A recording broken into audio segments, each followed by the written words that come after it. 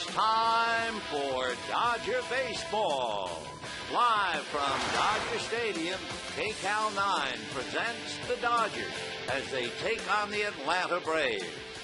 Hi, everybody, and a very pleasant good evening to you, wherever you may be on this Thursday night. The Dodgers and the Braves, two very hot ball clubs, colliding in the first of a four-game series. For the Braves, they storm in here 2.5 games in front of Philadelphia, running along in the Eastern Division. For the Dodgers, hanging tough, they remain 1 game back of San Diego. Last year, in 7 meetings, the Braves shaded the Dodgers 4 games to 3.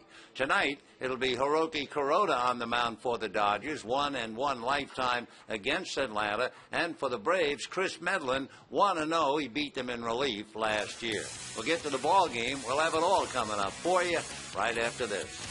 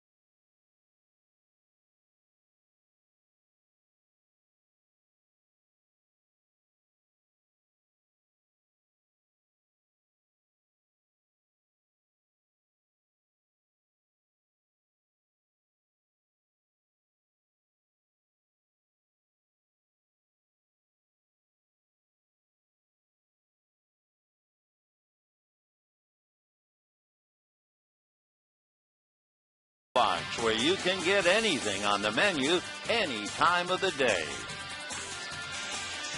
Hi, everybody, and a very pleasant Thursday evening to you, wherever you may be. Welcome to the Dodgers and Braves. Pull up a chair for a 4-game series that ought to be a dandy. The Braves and the Dodgers are hot ball clubs ever since the 1st of May. Each team has won 22 while losing only 8. And when you look at Bobby Cox's ball club, what a turnaround. At the end of April, they ended a 9-game losing streak. And after that 9-game losing streak, they turned around to win 8 straight. The last time they won 9 straight, 10 years ago, when Bobby's club won 15 in a row. You might remember last year, the Atlanta Braves finished third, 7 games back of the Phillies. So this is a ball club that is really doing an about-face. They arrived here 2.5 ahead of Philadelphia. Last year, they won 4 of 7 meetings going head-to-head with the Dodgers. And in that 8-game winning streak that the Braves have, they have not allowed more than 3 runs in any game during that streak. Meanwhile, the Dodgers, with their 4-game winning streak, will be facing these players in Bobby's lineup. Martin Prado opens up at second base, and Omar Infante at third. Jason Hayward, the outstanding rookie, is in right field. Brian McCann behind the plate. Troy Gloss, a lifetime at third, is the first baseman for Atlanta. Eric Hinsky is in left. Yunel Escobar is the shortstop. Nate McLeod, the center fielder, and Chris Medlin on the mound. So we talked about the Braves and their 8-game winning streak, where they've not allowed more than 3 runs in any game during this streak. Well, as Hiroki Kuroda goes to the mound, remember the Dodgers have not allowed a run in their last 31 2/3 innings, all of them, of course, against the Arizona Diamondbacks. And Hiroki Kuroda, among other things for him, Hiroki, with a 5-3 record, has pitched exceptionally well against Eastern Division teams. He has a record, an earned run average of 1.9 against the East. For the rest of the Dodgers, however, they don't have very much to say, because as well as they pounded their own division, remember the Dodgers have won 18 and lost only 5 in the West. They've won 13 of 15 against the West, but that's all over for now. They are 2-7 going against the East. So Martin Prado, young fella out of Macay in Venezuela, right-hand batter, probably bangs the first pitch into the gap in right center. That'll go to the wall, and Prado, before the chairs are warm, is standing at second base with a long double. So if the Dodgers needed a wake-up call that the East have arrived, Prado has just performed it. He checked in hitting .324, and he now has 17 doubles. The Dodgers with the leather, the outfield, Ramirez, Kemp, and Ethier. The infield with Carroll at third. Casey Blake has muscle spasms in the back. For call, DeWitt and Loney, and Martin is handling Kuroda. A beautiful early evening, 68 degrees, as Prado opens up with a double. And now Infante, Hayward, and McCann trying to pick him up. Kuroda into the windup and deals. First pitch a little high. Infante showing bunt. By the way, that is certainly a trademark for Bobby Cox. The Braves are number 1 in the National League in sacrifice hits. That's 43% better than the National League average. As far as attempts, Bobby has had, he would be 3rd in the league in sacrifice attempts. The 1-0 pitch on the way, full swing, big chopper to short, moving to third is Prado. The throw to first in time for the out. For call on that big high bouncer did not have a play, so Prado was able to move over. So now with 1 out, the most talked about young player certainly in the National League, and that would be Jason Hayward checking in at the plate. The very first thing you notice about Jason Hayward, he is 6'4", he is 220 pounds, and he is just off to a magnificent career. Left-hand batter, and the first pitch fouled away. He has made such an impression And really, he's only played a few games, just starting off his career. But they're already looking at him and comparing him to Manny Ramirez after his first 49 games. And in the comparison, Haywood would be well in front of Manny. 0-1 the count to Haywood. The infield is back. 1 out, runner at third. Kuroda deals, and it's popped up. Back of the bag at second. Furcal has taken charge, makes the catch, and holding at third is Prado. A reason, of course, why Rafael took charge, because he has a much stronger arm than Blake DeWitt. So Haywood pops it up, runner holding at third with 2 down, and Brian McCann, the veteran and left-hand hitting catcher, checks in. McCann has a sore quadricep, but he's playing. Of all the major league catchers over the last 3 years at least, he's been the big home run threat. He takes a strike. Brian McCann so far this year, 2 home runs, 9 runs batted in, and by the time he got here, he added 3 more. So now he has 5 home runs and 18 runs batted in. Kuroda from a stretch looks at Prado. Quiet lead at third. McCann takes in the dirt. Nice block by Russell Martin. For Hiroki Kuroda, with a runner at third, of course, you're always conscious of that. He does have 3 wild pitches, and it's the old story with a splitter, lived by the sword, etc. So here's McCann trying to pick up the runner. No score, first inning just starting, and this should be a tremendous series. 2 ball clubs at the top of their games. Kuroda at the belt. Now Hiroki looks over at Prado coming down the line from third. The 1-1 pitch, McCann shies away. It's up and in. Ball 2, 2-1 the count. Kuroda, 35-year-old right-hander, 1-1 in his career against Atlanta. Did not face them last year. Thrives in control. He's averaged a little more than 2 walks per 9 innings. Hiroki in his last game at Colorado was as wild as I think we've ever seen him. Oh yeah, he only walked 1, but he was all over the place. And for a guy who thrives on throwing strikes, that was a nightmare game. He misses again, so he's behind 3-1 to McCann. McCann in the past 0 for 3 against Hiroki.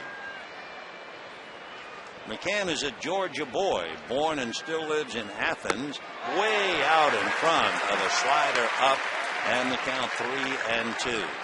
McCann is 6th in the league in rate of walks per plate appearance.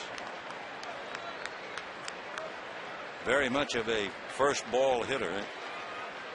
Now he's deep in the count 3-2.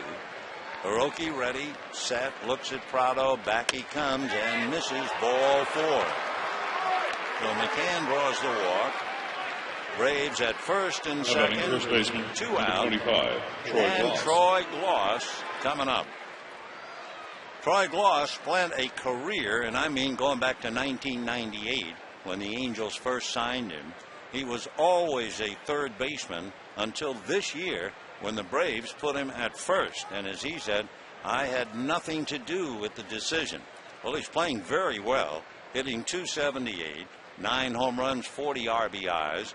He was the player of the month, and Jason Hayward the rookie of the month. And Gloss takes a slider off the plate, ball 1. Troy is very impressive as soon as you look at him. He is 6'5", a 240-pounder. He was born in Tarzana, lives in Carlsbad, went to school at UCLA, and he's picked up an RBI every 4 at-bats. Swings, doesn't get it, and the count 1-1. Over the last 7 days through, let's say, Tuesday, he was tearing it up, hitting .362. His slugging percentage was out of this world, .895. And he's very tough with 2 out, and that's what he has right now. Kuroda comes to him 1-1 and drops it in there for a strike. The slider makes it 1-2. With 2 out and men in scoring position, Gloss is hitting .370. With 2 outs, period, he's hitting .293.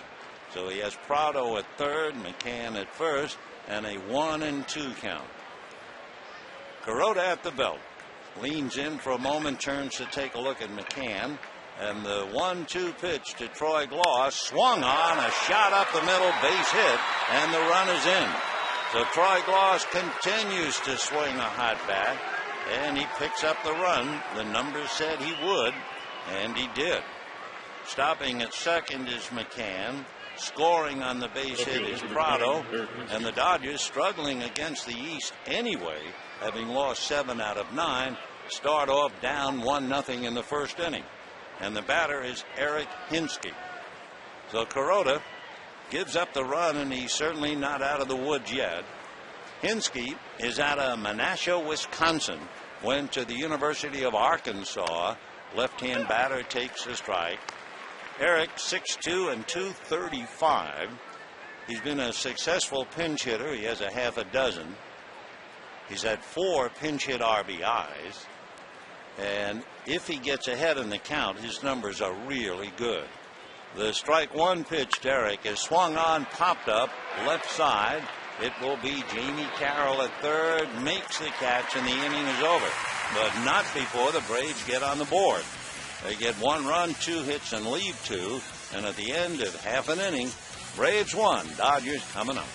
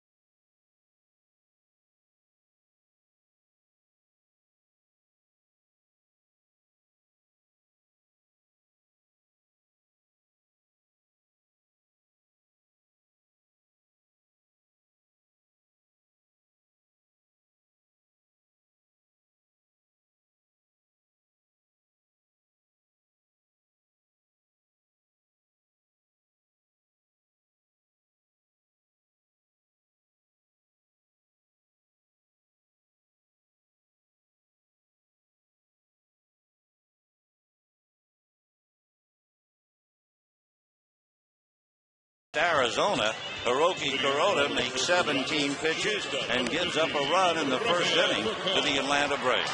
So the Dodger lineup now trying to come back. It'll be Rafael Furcal and Matt Kemp, Andre Ethier and Manny Ramirez, then James Loney and Russell Martin. Blake DeWitt bats 7th. Jamie Carroll playing third base, as we mentioned earlier. Casey Blake with back spasm, and Hiroki Kuroda on the mound.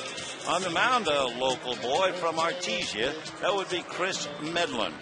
He went to school at Santa Ana Junior College. He also went to El Camino Junior College and then transferred. He was drafted by the Devil Rays, opted to stay in school, and his first pitch to Furcal is in for a strike.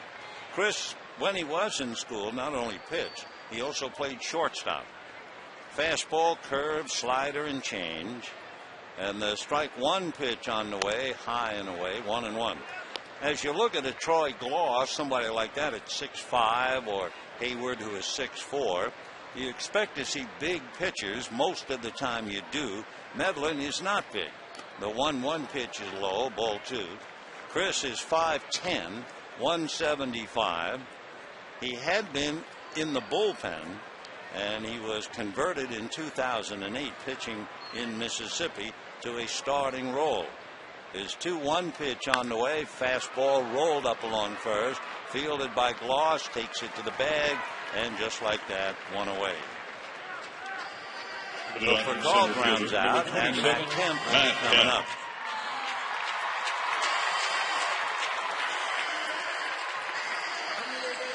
One to nothing in favor of Atlanta. We're in the bottom of the first inning. And Matt Kemp checking in against Chris Medlin. The Dodgers saw Medlin a little bit. Those who started had 3 at-bats against him last year. Kemp was 1 for 4. And the first pitch to Matt in for a strike, and the count 0-1. Chris Medlin, among other things, he is a higher fly ball pitcher than a ground ball pitcher, at least in his last 3 starts. Matt backs away, the pitch is low, 1 ball and 1 strike. At 5'10" and 175 in the big leagues as a pitcher, you would wonder about stamina. And the numbers point to the fact that it's tough. Here's the 1-1 pitch on the way, and Matt a big swing and a miss, 1-2.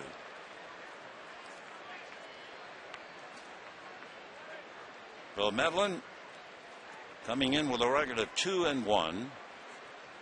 Chris looks down to get a sign from his catcher, Brian McCann.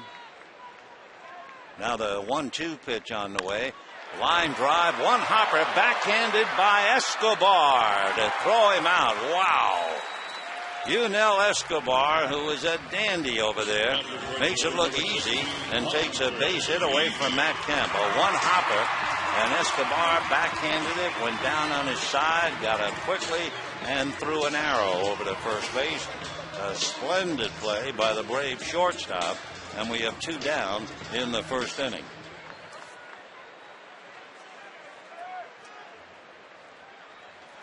So with 2 out, bases empty, Andre Ethier, who was 2 for 3 against Medlin last year.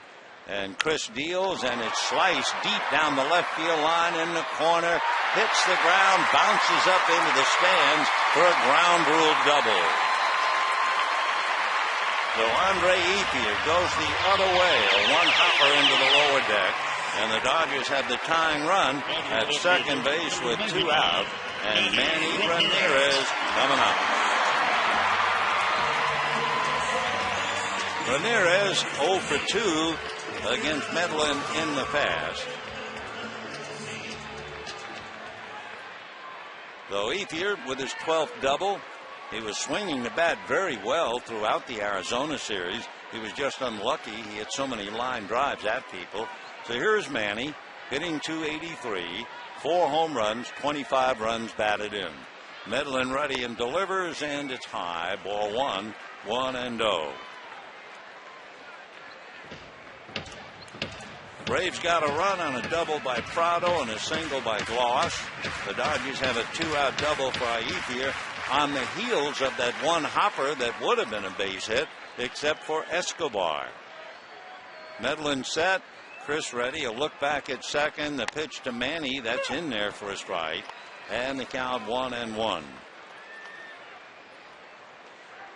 Chris can come up with that strikeout pitch. When he pitched in Hawaii winter ball in 14 innings, he struck out 27. Now the 1-1 pitch coming up to Manny Ramirez. Medlin deals, and it's foul back, 1-2. Last year, left-hand hitters hit only 183 against the right-hand pitcher Chris Medlin.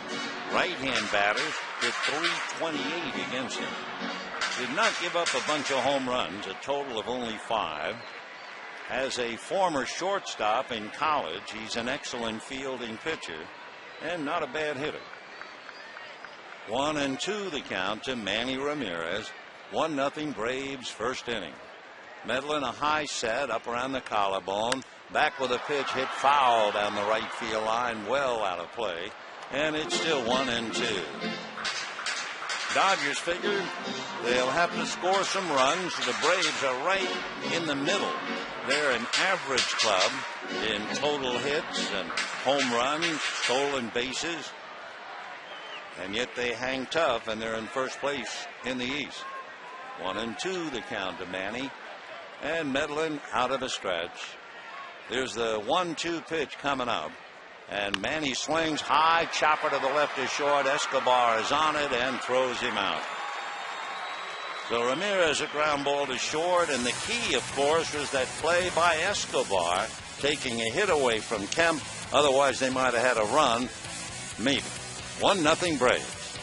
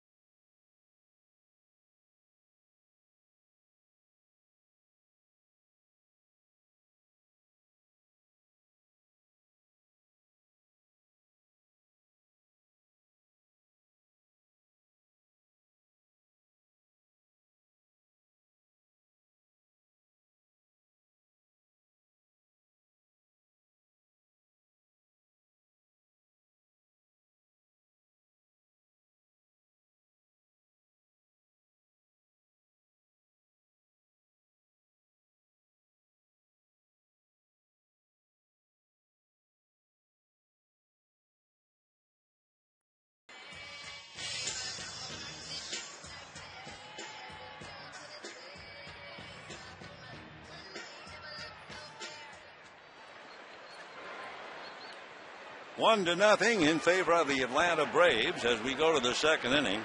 Yunel Escobar followed by Nate McLouth, and then the pitcher Chris Medlin. Escobar, first ball swinging, pops it up on the right side.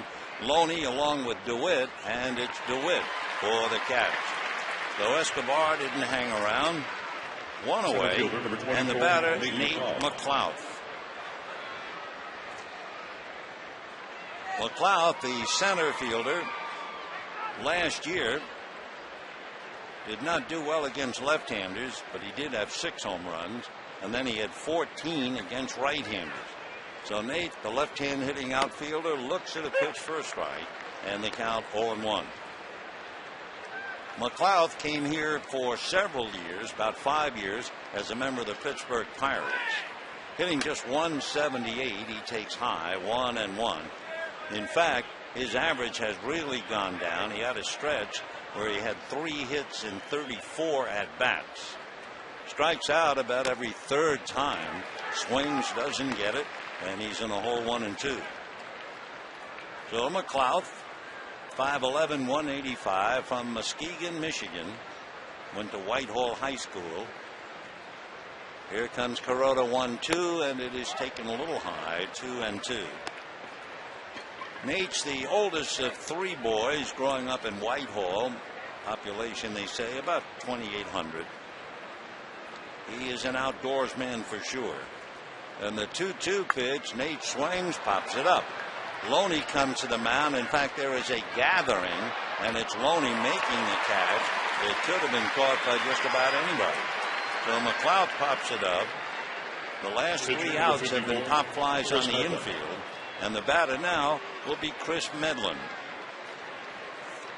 Medlin with the bat has 2 hits. As a former shortstop in college, swing the bat a little. And Kuroda delivers a fastball off the plate, ball 1. 1-0. Game 1 of the 4-game series, and what a weekend we should have. Here's the 1-0 pitch on the way, foul back to the screen. The pitching for the 4-game series tonight with Kuroda and Medlin. Then tomorrow night, Kenshin Kawakami against Clayton Kershaw. Tommy Hanson Saturday night against Chad Billingsley. The 1-1 pitch on the way off the plate, ball 2. And then Sunday, Tim Hudson going up against John Eli. So the 2 hottest teams right now in the league going head to head for 4. 2-1 pitch on the way is low, ball 3. 3-1 the count. The Braves are on an 11-game road trip. However, they'll get that back. They have a long homestand, most of it at home in August. As Bobby said, that's when it's really hot, but we'll be accustomed to it. And the pitch very high, and Medlin walks. So for Kuroda, kind of a surprise to walk 2 in an inning and 2/3 when you are certainly known as a control pitcher. So Hiroki's struggling.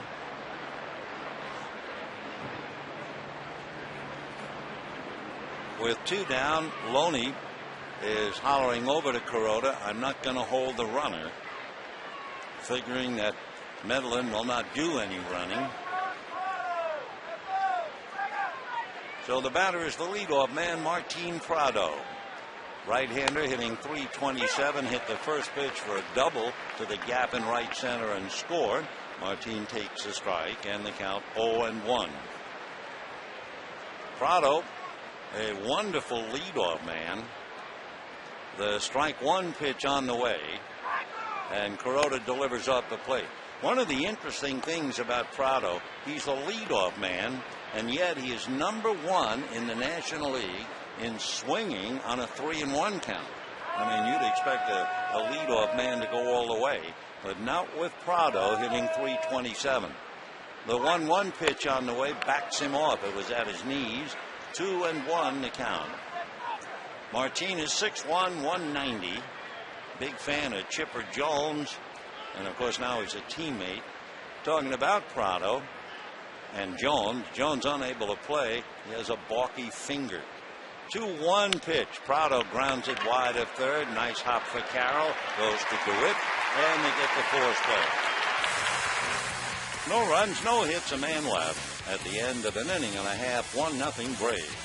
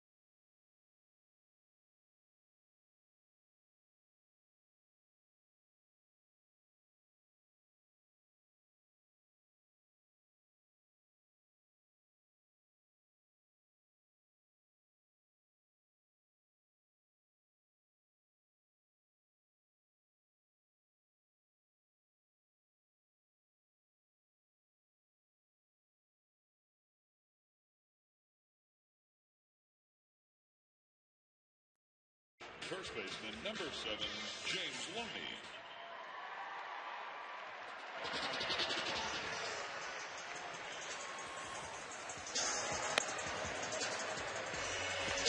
Braves lead the Dodgers 1-0, bottom of the second inning. Bobby Cox, one of the more respected and best-liked skippers in the game, is here.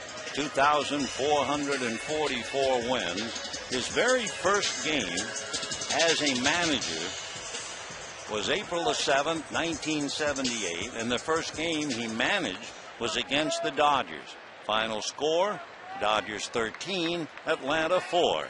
But he has certainly learned to win after that opening game. 6 times he's had a ball club win 100 games. So Loney fouls the first pitch away.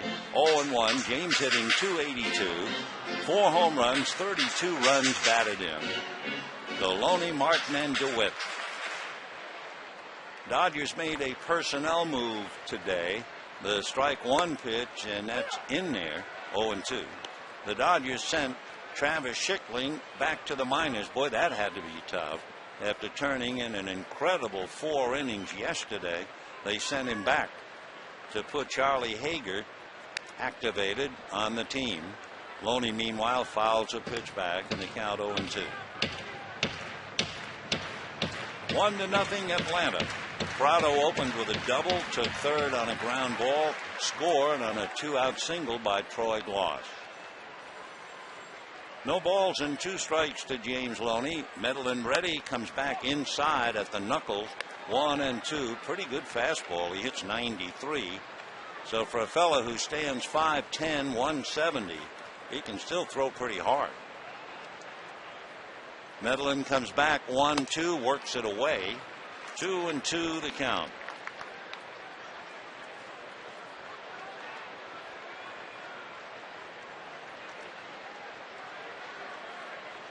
Loney waiting. Medellin works from the first base side of the rubber.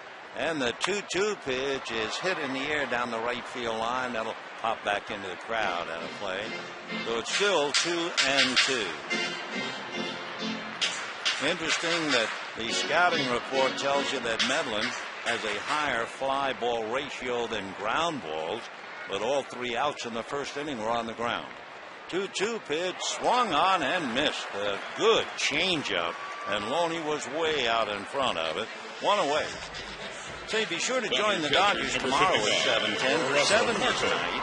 And the first 20,000 fans take home a foil stamped limited edition poster featuring James Loney and Casey Blake.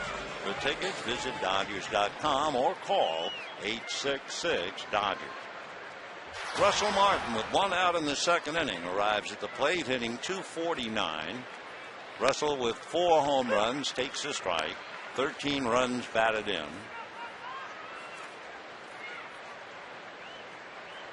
Martin 2 for 9 in the series against Arizona.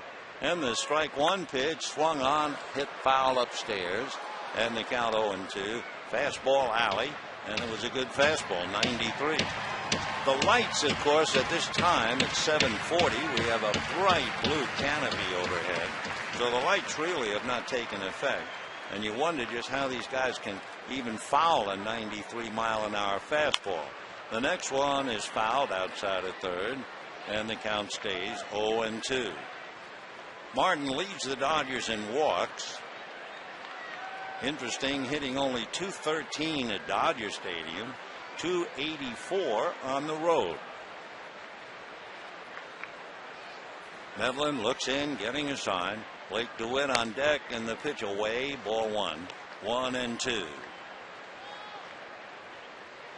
Jamie Carroll hits back of DeWitt after a huge series against Arizona. The 1-2 pitch is in there. Strike 3 called. And for Martin, turns, says something to DJ Rayburn, and then walks away. For Medlin, now he has struck out 2. And the batter will be Blake DeWitt. DJ Rayburn has umpired in the minor leagues since 2000. He's from Tennessee, and he's handling game 1 of a big 4-game series. Blake DeWitt hitting .257, takes a strike. So Medlin going right after the hitters.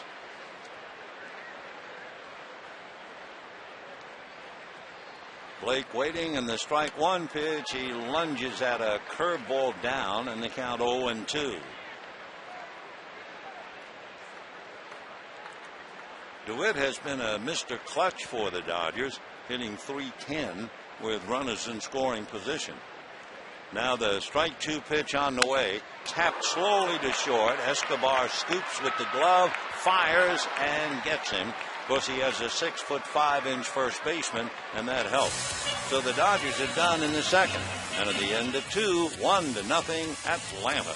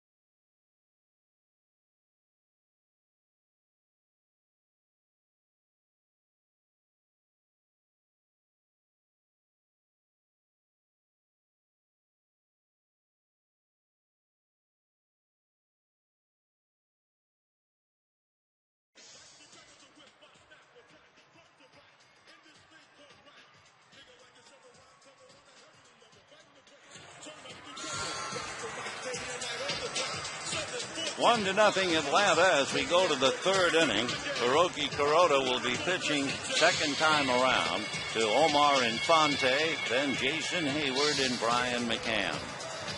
We always stress the importance of the count for hitters and just how important it is throughout a game. Here's a classic guy hitting .314. When Infante is ahead in the count, he's hitting .379. If the pitcher is ahead in the count, He's hitting 195. So the first pitch to him, and that's in for a strike, and the count 0-1. So Hiroki already walking 2 and gave up a run, so it's 1-0 Braves in the third. Infante, right-hand hitter, takes a look at a pitch low, 1 ball and 1 strike. He's from Puerto La Cruz in Venezuela and was originally signed by the Tigers, came up in 2002 and was in their organization through 07. And he hits one in the air to left center, and Matt Kemp glides back and makes the catch. So Infante, a fly ball to left center, 1 down. Now here is without a doubt the most talked about young player in baseball today, Jason Hayward. Extremely talented. Both of his parents went to Dartmouth. He is 6'4", 220. Hit a home run in his very first plate appearance, and that got everybody's attention. He's out of Henry County High School in McDonough, Georgia. And the strike 1 pitch on the way is taken off the plate. 1 ball and 1 strike. Jason was born in New Jersey, and his mom, a quality control analyst.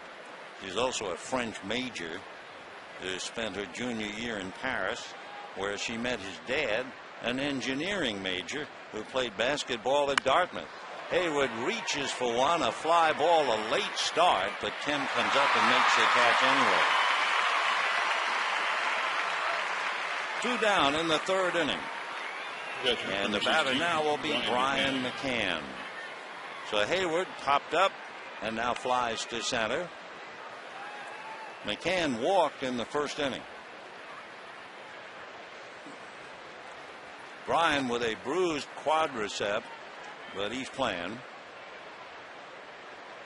Hitting .254, 5 home runs, 18 runs batted in. Drew the walk in the first inning, and that's another thing about this Braves team. McCann swings, doesn't get it, 0-1. The Braves are first in the National League in walks. So obviously they have some very patient hitters. 243, most in the major leagues. You know, another great thing the Braves do that you never hear about. Here's the strike 1 pitch inside. The Braves have made only 11 outs on the base. In other words, Bobby has them running. Only 11 times have they made an out running the bases. How good is that? It's 64% better than the National League average. So it is an intelligent, patient team. And the 2-1 pitch swung on, hit in the air deep down the left field line, slicing in the corner, and goes foul. So 2-2 to Brian McCann. 1-0 Atlanta. In case you joined us a little late, Prado opened up with a double, and Troy Gloss singled him in. McCann back up and waiting with Gloss on deck. 2-2 to Brian. Here comes Kuroda with a pitch low, just below the knees. 3-2 the count to Brian McCann. Athens, Georgia. That's the home of the University of Georgia. That's where he lives. 3-2 pitch swung on, hit in the air to left. Manny running parallel to the track and reaches up to make the catch right near the window in the Dodger bullpen. So McCann, a long fly ball to left. A 1-2-3 inning, but it's still 1-0 Braves.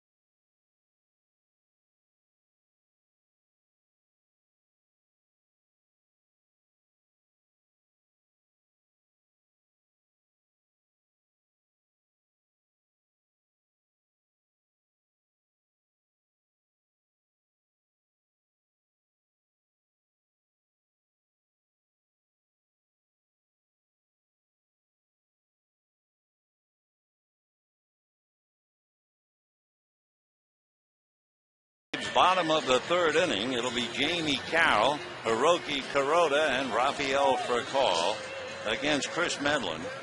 Carroll had a big series against the Braves, against Arizona, so the Dodgers have him in there tonight, but only because Casey Blake had the back spasms. Jamie hitting .299, takes a strike. What Medlin is doing, he was 0-2 to each hitter in the second inning, and he is 0-1 to 7 of the first 8 hitters in the game. Chris ready, and his strike one pitch, Jamie takes high. 1 ball and 1 strike. So Chris Medlin throwing strikes and pitching in a hurry. That was the word on him. He doesn't wait around very long. 1-1 the count to Jamie Carroll. The next pitch is in there. 1-2.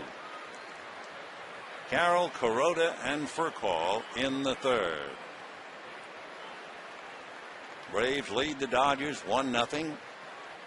Medlin into the windup, and the 1-2 pitch in the dirt with a off-speed pitch, and the count 2-2.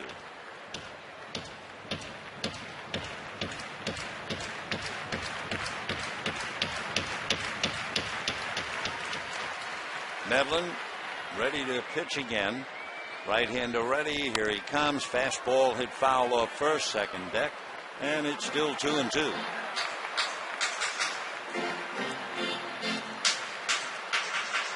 Jamie Carroll yesterday in that 14-inning marathon had 3 hits, a walk, and a stolen base, and he had 3 hits the day before. He flares one down the right field line, foul, out of play. Carroll went 3 for 4 in game 2, and then 3 more in 5 at-bats plus the walk. 2-2 to Jamie. Played outstanding shortstop, can play second, and tonight playing third, and he takes off the plate. Ball 3. 3-2 the count. For Medlin, walked 9, and he has 32 strikeouts coming into the game. So he now has 34 strikeouts. And the 3-2 pitch, a ground ball to the hole, backhanded by Escobar, who throws in the dirt, and coming off the bag was Troy Glaus. Troy Glaus, in trying to short hop the ball, went out to meet it.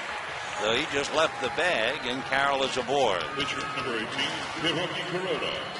A lot of times, first baseman will actually try to cheat in the sense, make it look like a routine out. That's what Glaus tried to do.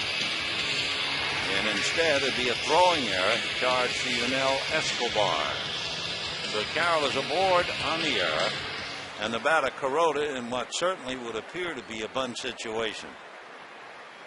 So Escobar guns it low, a throw to first, and Jamie Carroll off the bag and is hung out to dry. So trying to get an extra step in a bunt situation, Carroll is picked off. Quick tag by Troy Glaus, and that erases Escobar's error. Play going 1-3. So just like that, 1 away, and the pitch to Kuroda down and away. Ball 1. 1-0. So Carroll, who plays so hard, goes back into the dugout frustrated. Ramirez pat him on the back as he went by. The pitch in for a strike. 1-1 the count to Hiroki.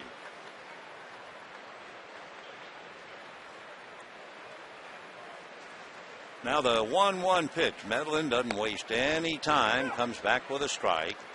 1-2 the count. Chris Medlin from Artesia. Now nods yes. And his 1-2 pitch on the way, tap foul. Kuroda was backing away on that fastball and just did get a piece of it. So it's still 1-2. Medlin with a record of 2-1. He beat the Dodgers last year. He picked up the victory in relief. Now the 1-2 pitch on the way, tapped halfway to the mound. It'll be McCann picking it up to throw him out. So Kuroda thrown out by Brian McCann, and the batter will be Rafael Furcal, who will take a little time to let Kuroda get back to the dugout. You know, voting is heating up for the All-Star game. Andre Ethier ranks third in the National League outfield. Manny and Matt Kemp not far behind.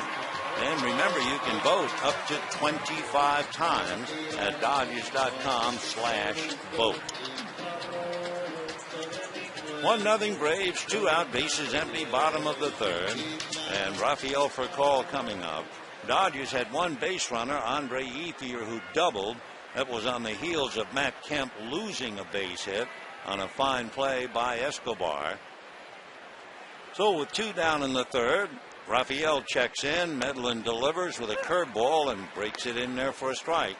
Boy, he's really following that book. Getting the first hitter and getting that first pitch for a strike. Chris hides the ball back of the right hip for the moment. Now his strike 1 pitch fouled away, and Furcal is in a hole. No balls and 2 strikes.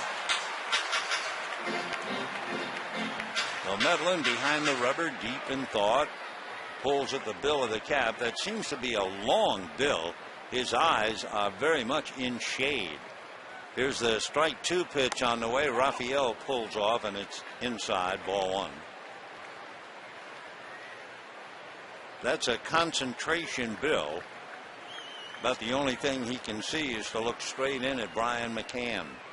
The 1-2 pitch on the way. Pulled on the ground to the hole. Nice pick there by Prado to get him. So the Braves doing everything right with their 8-game winning streak.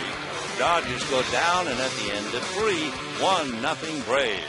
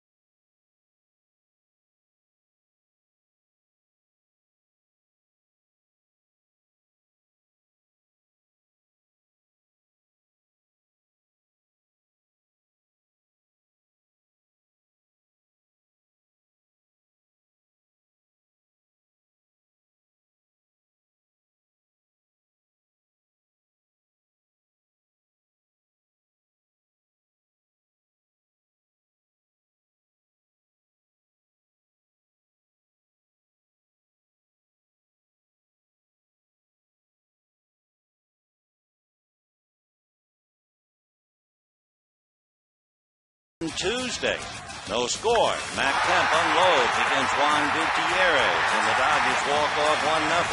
And that wasn't tough. After all of the fun and games on Wednesday, 14 innings, little fly ball dunker for a base hit. Garrett Anderson able to score his man, and the Dodgers won 3 in a row from the Diamondbacks. By the way, after Atlanta leaves here, they'll go and play Arizona. Troy Gloss, Eric Hinsky, and Yunel Escobar. 1-0 Braves. Ball 1 to Troy. He's so big and such an athlete. Of course, he always played third, but when you look at him, the first thing you guess, he's a first baseman at 6'5". 2-0 the count.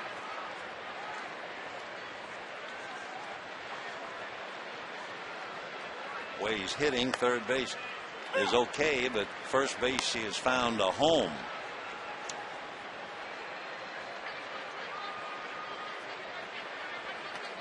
Not too long ago, 2002, MVP in the World Series. 3-1.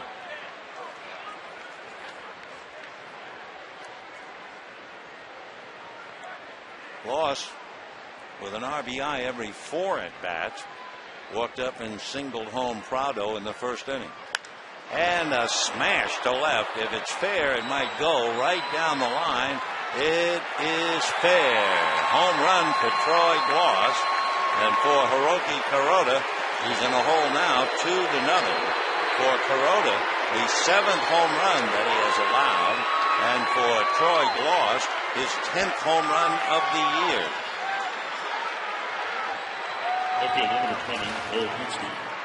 So Troy, who was the player of the month, hit one a mile high with some cloud dust on it as it goes back into the lower deck. Hard ground ball, base hit into right field for Eric Hinsky. So Hiroki Kuroda is struggling. Home run followed by a single to right as Gloss enjoys the moment.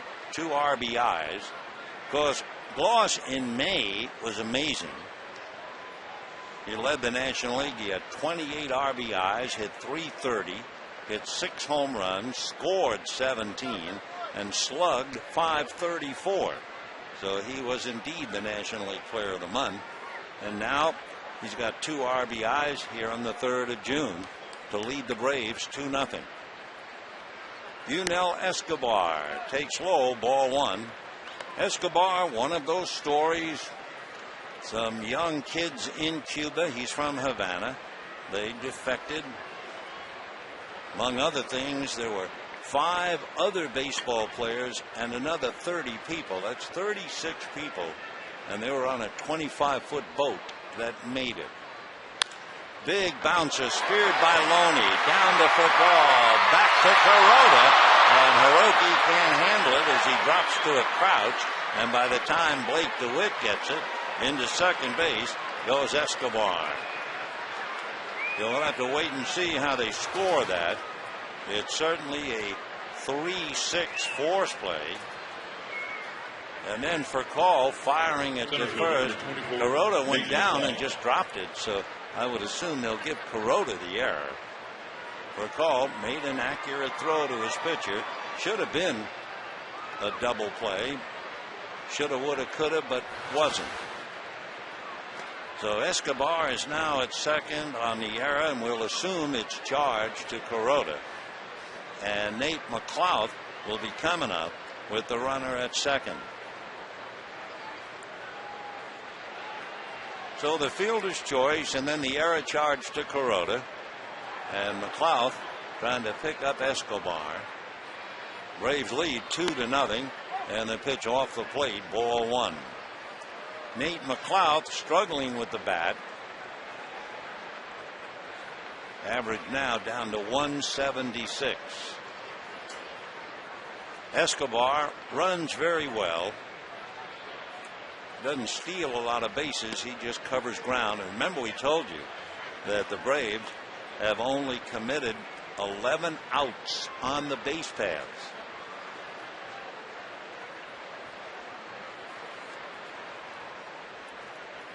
Two 2-0 the count to Nate McLeod.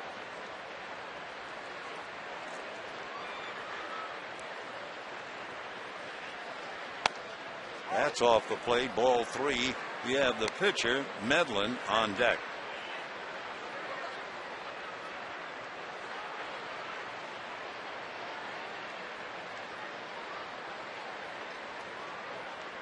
Two runs, 4 hits for the Braves.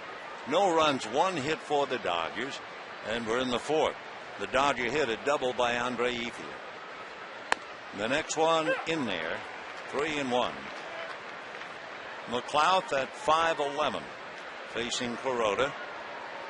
Hiroki, who averages 2 walks a game, has already walked 2 in 3 and the 3rd innings. 3-1 to the left-hand hitter. And drop that in. The slider, 3-2, and now Martin going out to talk to Kuroda. Nate McLeod, pretty good bunter. He's 5th with 5 sacrifices. Gets called out on strikes quite a bit. And right now averaging a strikeout about every, statistically, 3.5 at bats. So he's trying to pick up Yunel Escobar with 1 out. And that's hammered down the right field line in the corner. The run will score easily. McLeod is heading for second. For a little while looked like he was going to try for third, but DeWitt handled the throw and Nate stopped.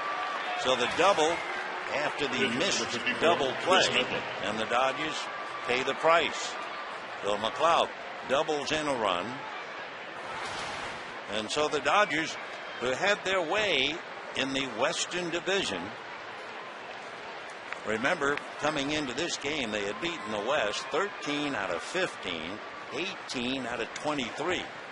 But they are 2-7 against the East, and they're down 3-0 in the 4th inning tonight. The bunt, and it goes foul.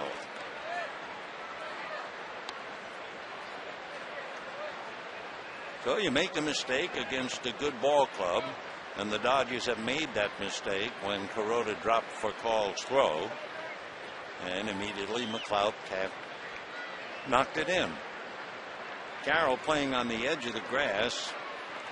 We'll see now Medlin tries to bunt again.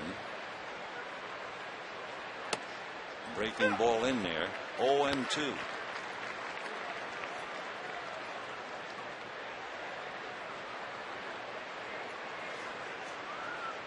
Three runs, 5 hits for Atlanta. No runs, 1 hit for the Dodgers. And Medlin chasing a fastball down, strikes out. And with 2 out, the leadoff man, Martin Prado, coming up. For Kuroda, that is his first strikeout.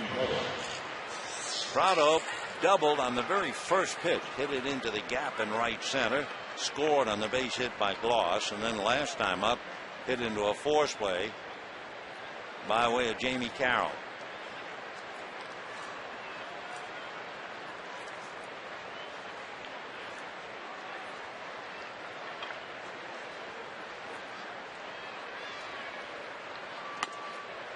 Ball 1.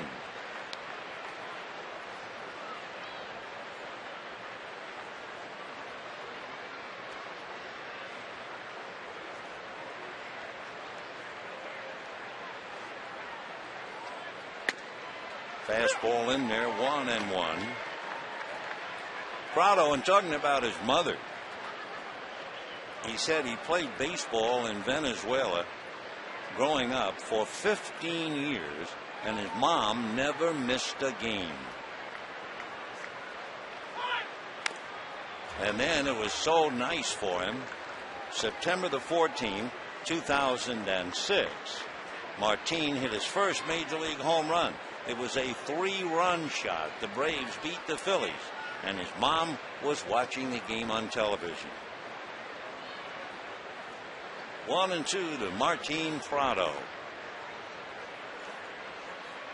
26 years old. He'll be 27 the end of October. 2-2 the count. Prado has been very, very successful scoring runners from third with less than 2 out. Big bouncer foul.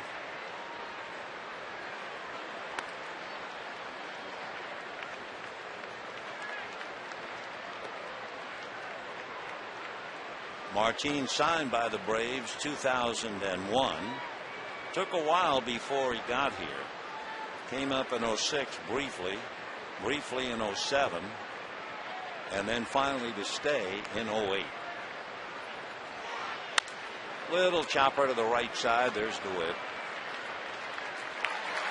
However, the Braves get a home run from Troy Gloss. McLeod doubles in Escobar, who reached on an error, put it all together, and at the end of 3.5 innings, 3-0 Braves.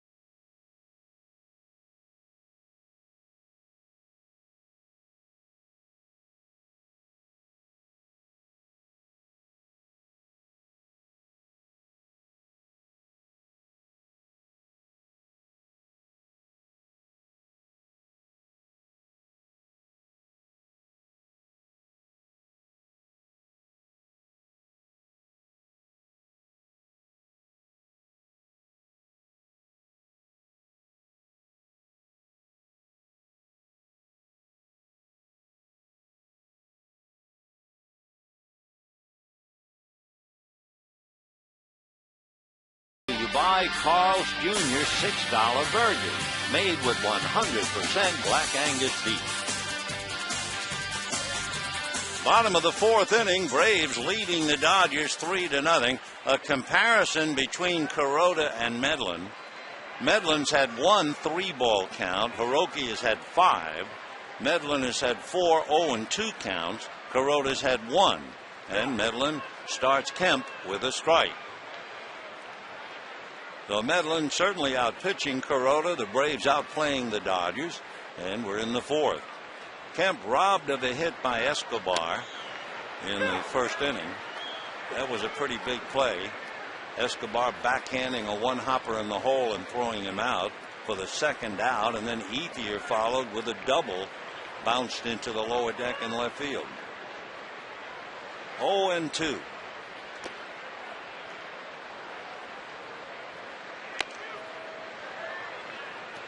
Chris Medlin, Medlen, from Artesia.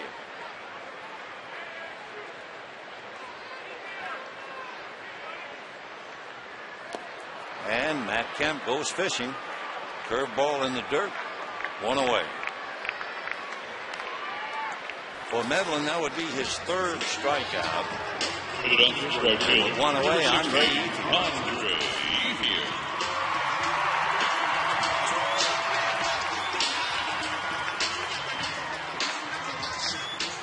Andre Ethier hit one right down the left field line, hit the track, bounced up into the stands for a double, and then Ramirez with 2 out came up and grounded out.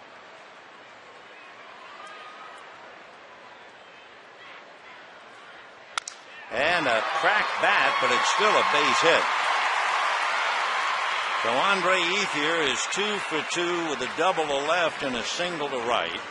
And the batter will be Manny Ramirez.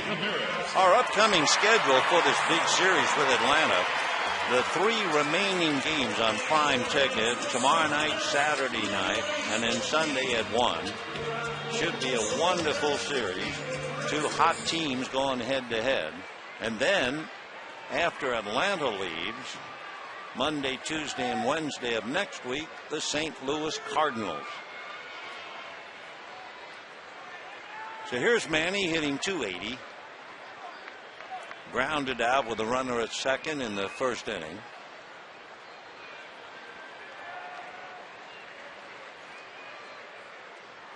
On deck, James Loney.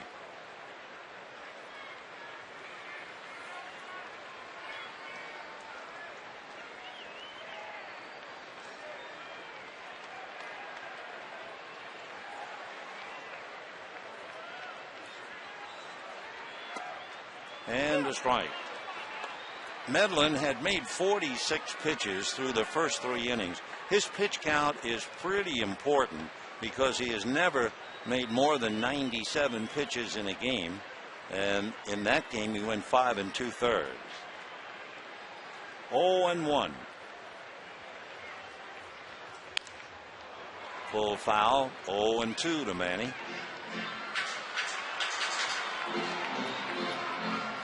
Ethier back to first.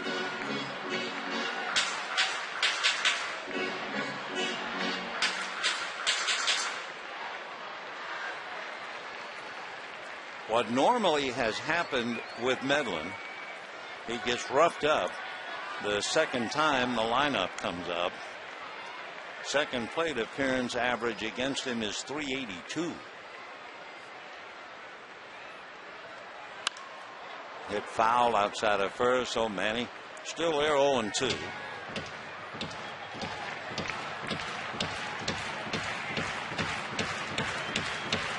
Another thing about Medlin, and again, he is not big at all compared to the average major league pitcher. He's 5'10",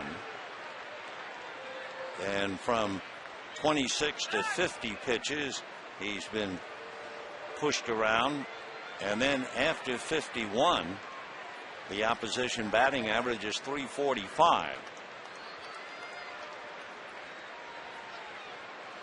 0-2 to Manny Ramirez. 3-0 Braves. Bottom of the fourth. And a line drive up with it as Escobar throws to first, and it doubles up Ethier. So Escobar holds on to it before it hits the ground, an easy 6-3 DP. And at the end of 4, 3-0 Georgia.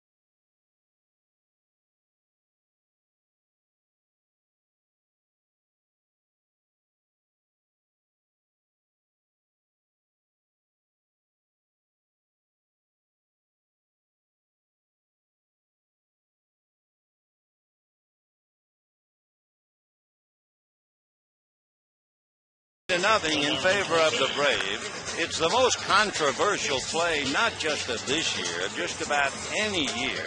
So first we'll ask the question, do you think Major League Baseball should expand instant replay or keep the system that's in place? Text your answer to 86212 on your cell phone. And if you missed it, here's Armando Galarraga pitching what he thinks is a perfect game.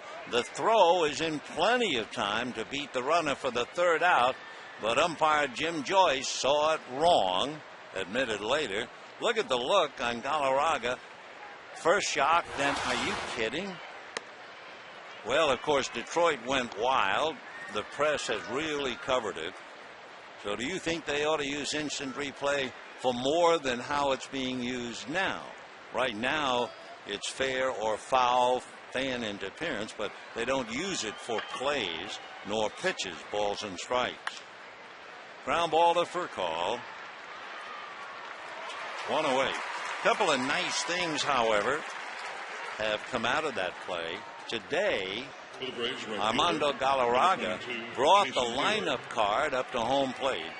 Those who saw it said that umpire Jim Joyce, who is not only respected, he is very light. And look at Jim, he is emotionally upset. He admitted he made a mistake.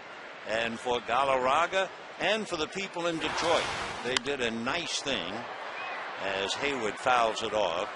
They saluted the umpires. And it reminded us of a story, many years ago in St. Louis. I'll tell you in a moment as we watch Hayward. 1-1. Mark McGwire was having himself the year. Everything he hit was a home run. He was going to establish a big record. And he came up, and there was a young umpire at the plate named Holbrook. And anyway, with a huge crowd, and by that time, they were ready to canonize Mark McGwire.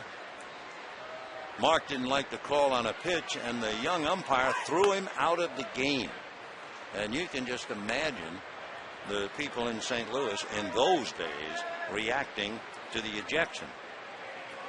The next day, Jack Buck, God rest his soul, the announcer for the Cardinals, just before the umpires came out on the field to start the lineups, etc., Jack went down to the public address announcement booth and got the microphone.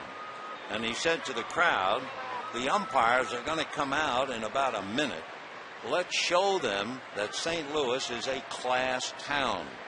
So when the umpires came out, the crowd gave them a standing ovation. Good for them, and good for the people in Detroit and for Armando Galarraga, and for that matter for Jim Joyce, a good guy who admitted he made a mistake. Hayward at first on the walk, 1 out, and McCann 1 ball and no strikes. Hiroki Kuroda now has walked 3.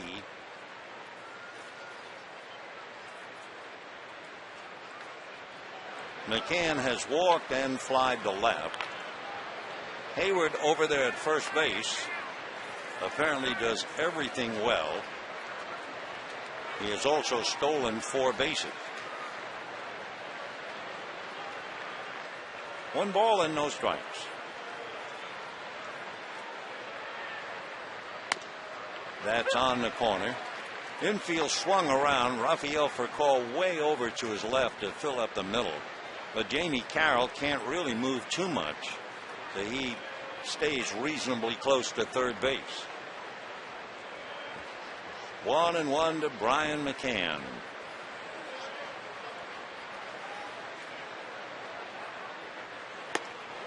One and 2 to Brian.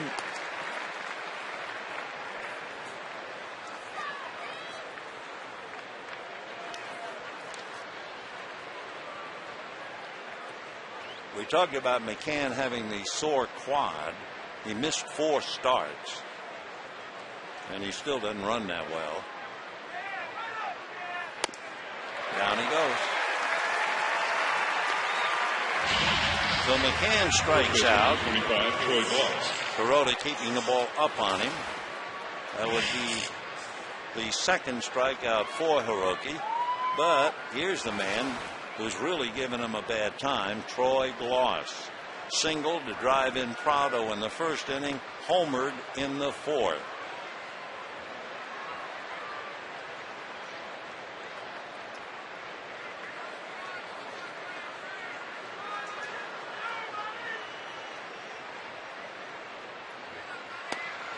That's a strike. Glass, with an 8-game hitting streak, added it tonight to make it 9. During that stretch, 4 home runs.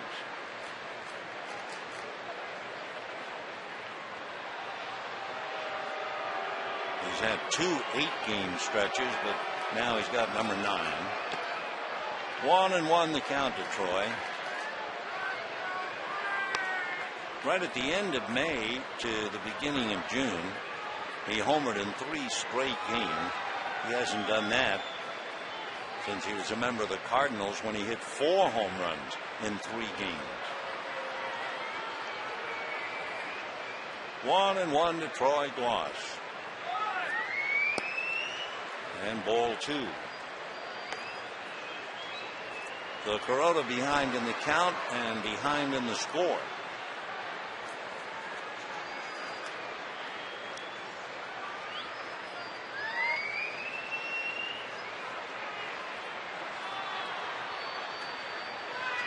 There goes the runner, the pitch at the plate. Good throw.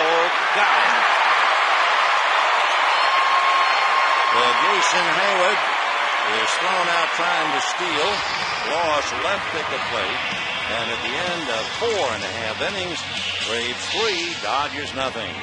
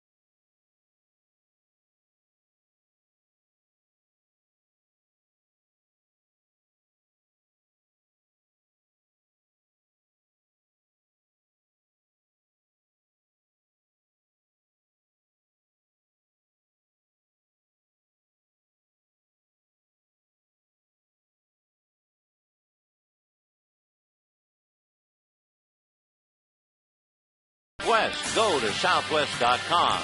Grab your bag. It's on. We go to the bottom of the fifth inning, 3-0 in favor of the Braves. The Dodgers have 2 hits, both of them by Andre Ethier, a double to left and a single to right. So James Loney, Russell Martin, Blake DeWitt in that order. Loney struck out in the second inning. So James 0 for 1.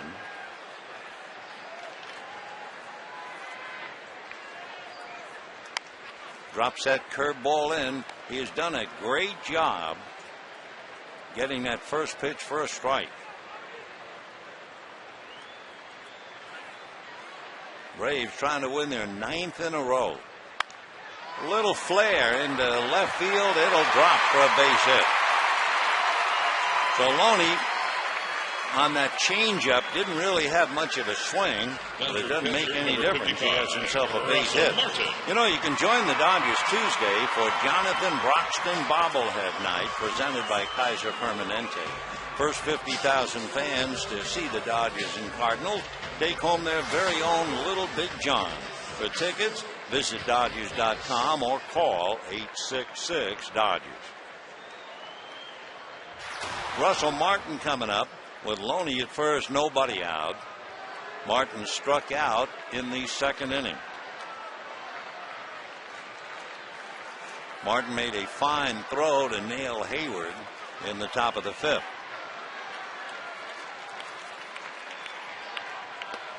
Oh and 1. Again, the Dodgers having a lot of trouble with Medlin's changeup.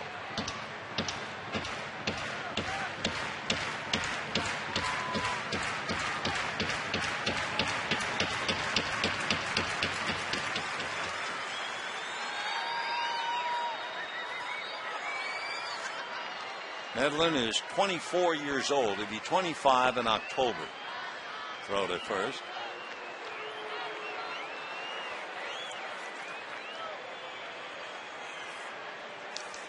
We talked about his pitch count being somewhat important. He made 55 pitches through 4 innings. High chopper to the right side. Prado gets 1, and that's all, as Loney ties up the shortstop Escobar. So 1 away, and Blake DeWitt coming up. Second baseman, number 33, Blake DeWitt. Well, I'll tell you one thing about Chris Medlin. His last 3 games, he was giving up a lot of fly balls. So you expected to see some fly balls tonight. Instead, the Dodgers are killing worms, hitting ground balls.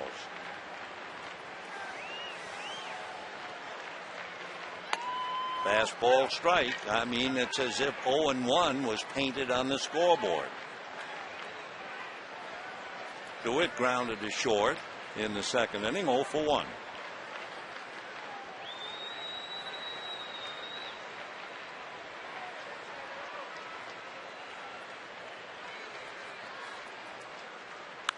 And little foul, and that was that changeup, and DeWitt trying to stay back on it, and they're all swinging off their front foot.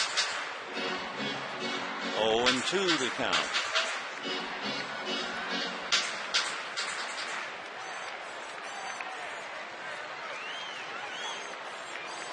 One out, bottom of the fifth. Martin at first. 3-0 Braves.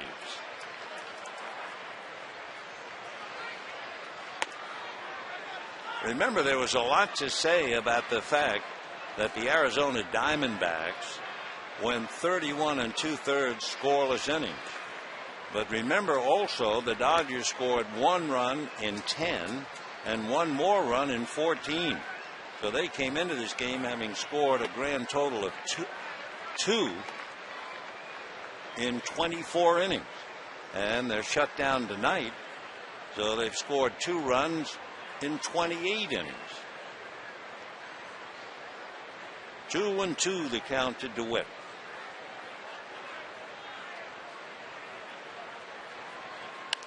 Fouled away. Boy, that changeup has got him going crazy. And now McCann going out to talk to Medlin.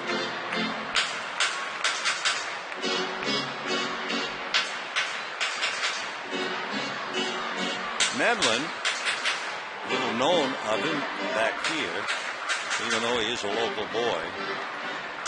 But prior to tonight, 7 of his 12 appearances have been scoreless. He had a season high 3 against the Cardinals when Jurgens had to leave the game with a hamstring pull. Here he is now with Martin at first. 2-2 count, 1 out. Ground ball to short. Escobar's on the bag, doubles him up. So the Dodgers continue to struggle. No runs a hit, nobody left, and at the end of 5, 3-0 Braves.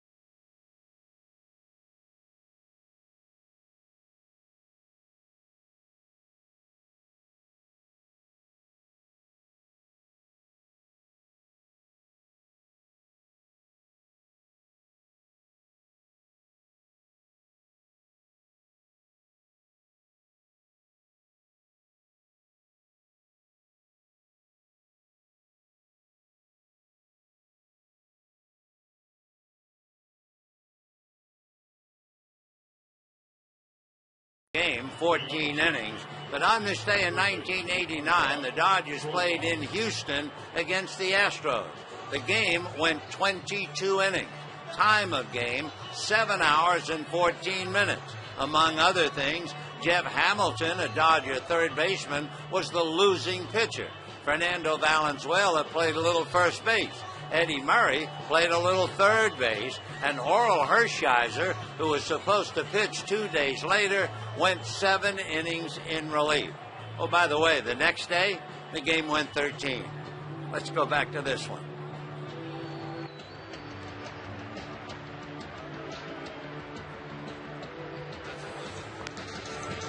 Still 3-0 in favor of Atlanta.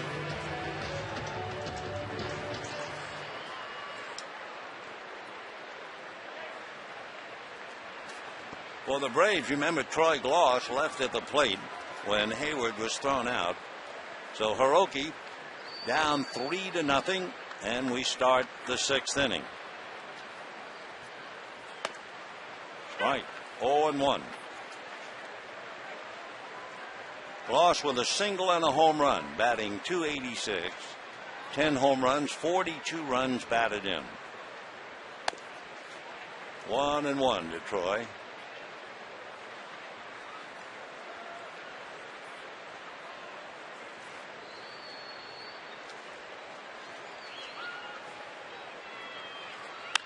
And another long fly ball. Manny goes back, but just about on the edge of the grass to make the catch.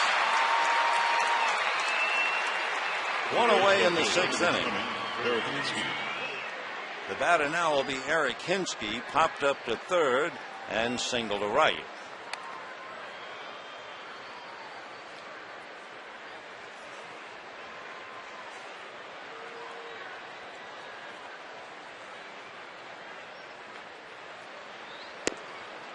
And ball 1.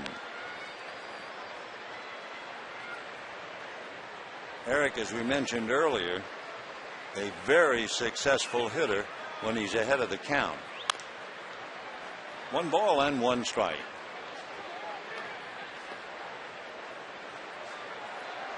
For Eric, his dad, a high school math teacher, and his mom a project coordinator for a publishing company. Every year they take a summer vacation and go to see the games at Wrigley Field. Eric, big fella, 6'2", 235. 32. Ball 2. Now ball 3. Having spent all those kid years going to Wrigley, he was drafted by the Cubs in 1998 and never made it to Wrigley. Ball 4. He came up to the Blue Jays, then the Red Sox, the Pirates, the Yankees, and now the Braves. So a 1-out walk to Hinske.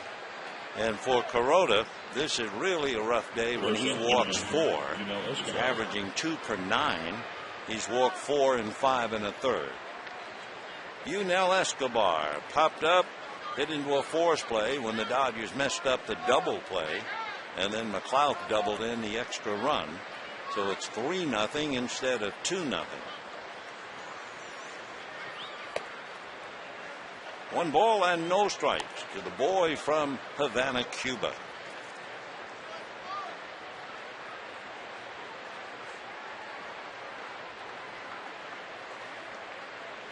It was October the 6th, 6 years ago, when he made that daring escape from Cuba. Little foul ball, 1-1.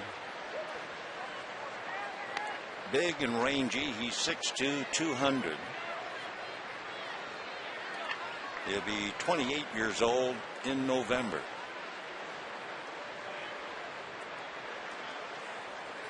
That 25-foot boat that had 36 people on it eventually found the Florida shoreline. 1-2. Escobar last year hit .299, 14 home runs, 76 runs batted in.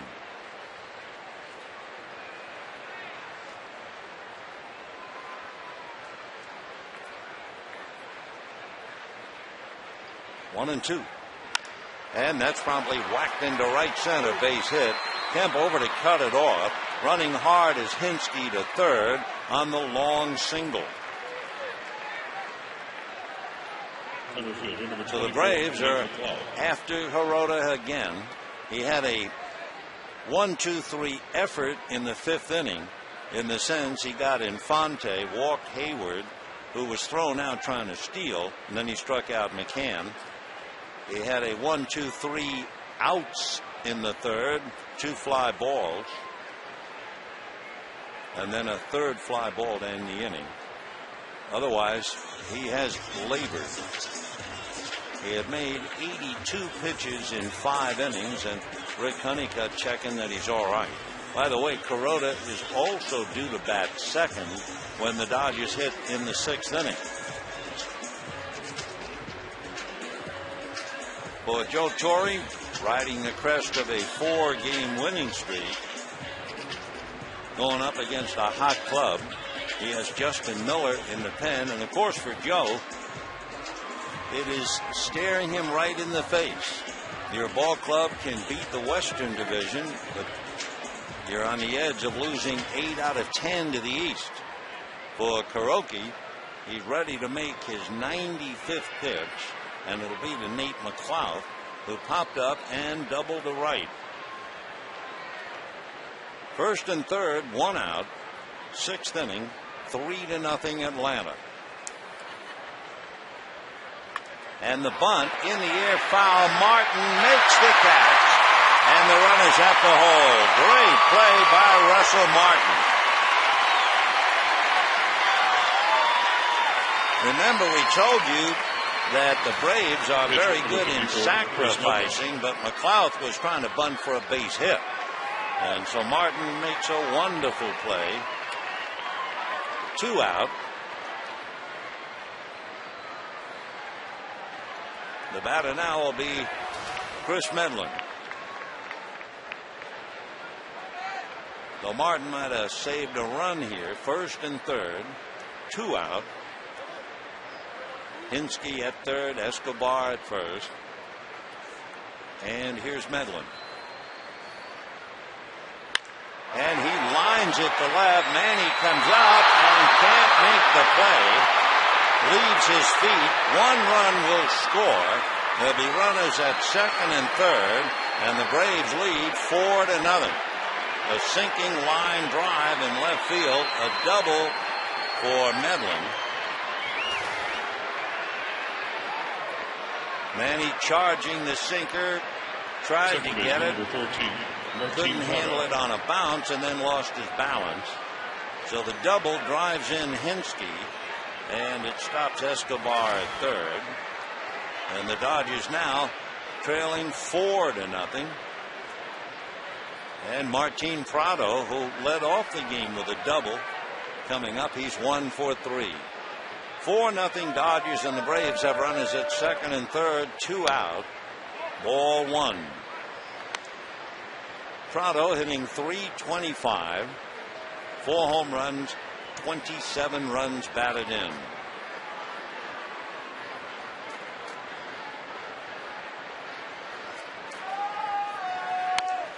That's in there, 1-1.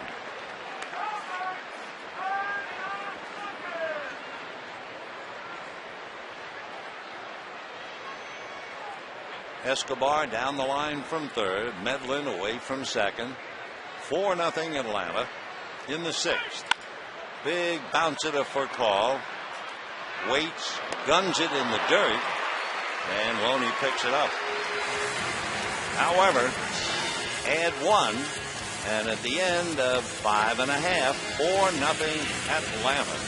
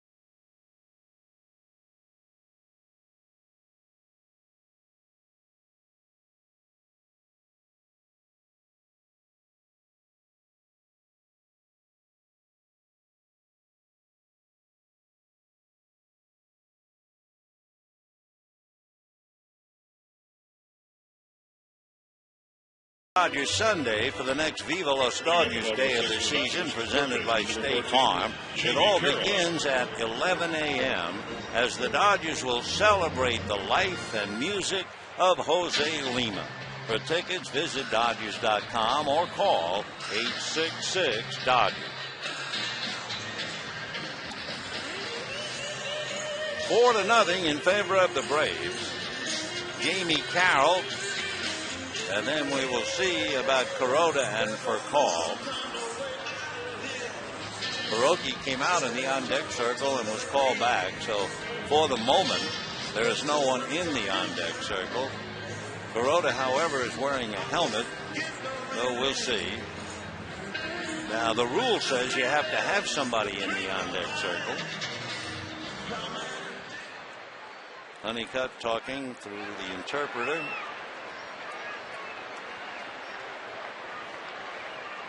And now Garrett Anderson puts a helmet on and he comes out. So Kuroda will be finished having made 99 pitches tonight. And Anderson will hit for him. Hiroki was still off his form. He not only walked 4, but along the way he had 7 3-ball counts.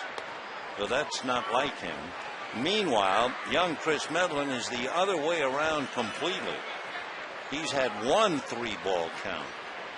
He's had 7 to 9 total ground ball outs.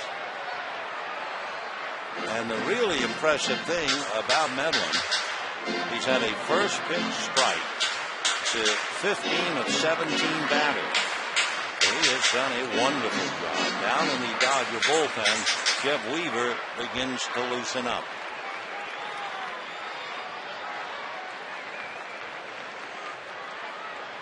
One and two.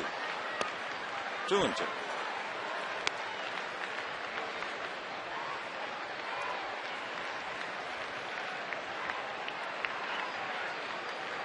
Medlin has struck out 3. That's hit in the air to right field. Cruising in and over to pick it off is Jason Hayward. So Carroll a fly ball, 1 away, and now Garrett Anderson.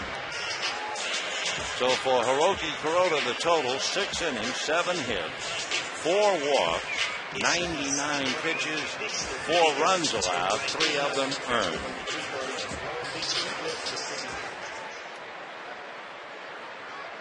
So the next time Hiroki will go to the mound, he'll go against the St. Louis Cardinals. So Garrett Anderson, who hit that little fly ball to center yesterday, Chris Young made a diving try to catch it, but he caught it, short hopped it, even though he put on a good act to indicate that he caught the ball. But Alfonso Marquez, the second base umpire, went out and made the perfect call and did it right away. 1 ball, no strikes to Garrett. Ball 2.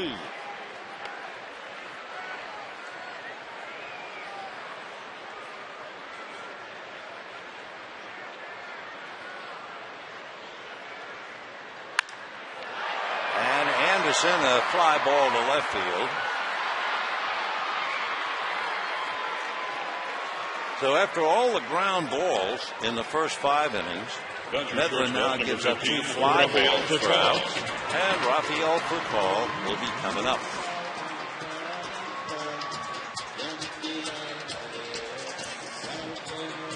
So Chris Medlin from Artesia putting on the show here. Rafael Furcal grounded out twice, 0 for 2.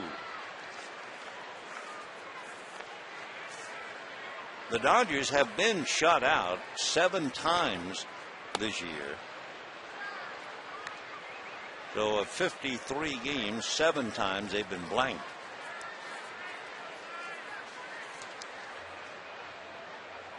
For the Braves, they only have 1 shutout. Dodgers have 4. But Medlin doing a terrific job. However, 2 fly balls and he's behind to a hitter. That could be some indication. 2-1.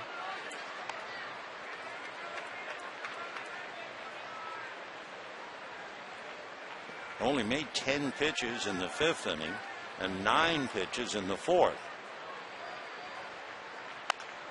Little ground ball. That's that changeup, and it sounded like he hit it with the morning paper.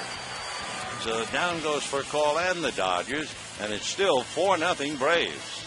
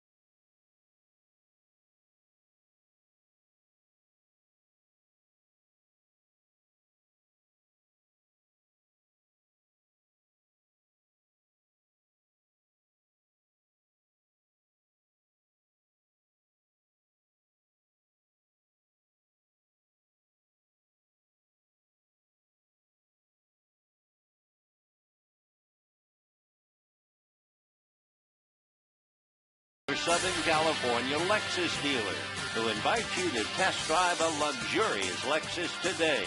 Visit Lexus.com. And by Wells Fargo. Together, we'll go far. 4-0 Braves. The Dodgers bring in Jeff Weaver, and Weaver, taking his 8 warm-up tosses, apparently did something to himself. Stan Conti comes out along with Joe Torre to look at, I believe, Weaver's hand. I wonder if he has a blister. Timeout. Weaver appeared in the John Eli game and did not appear yesterday.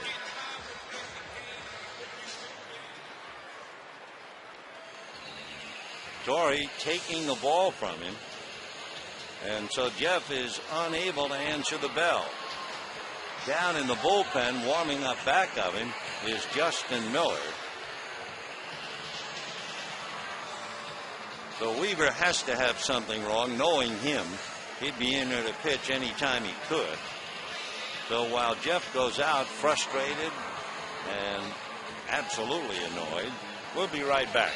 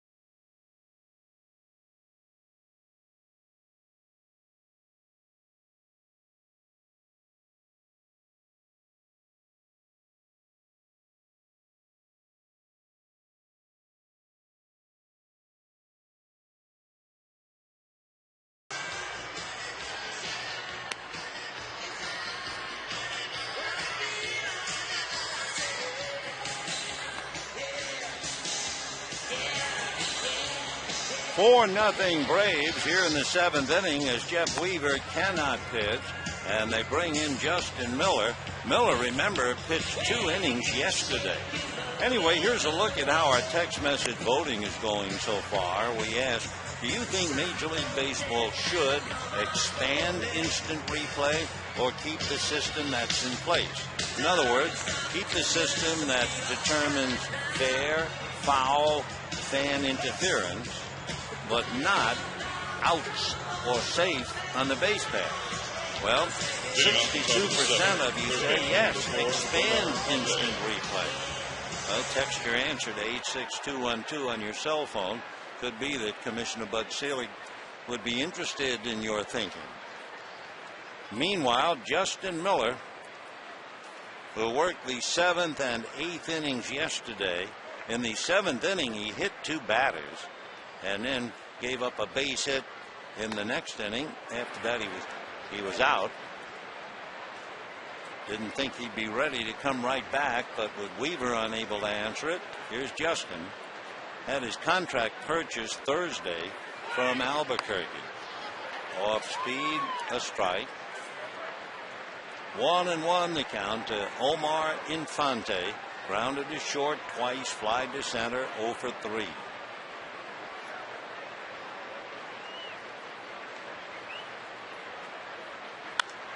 Fouled away.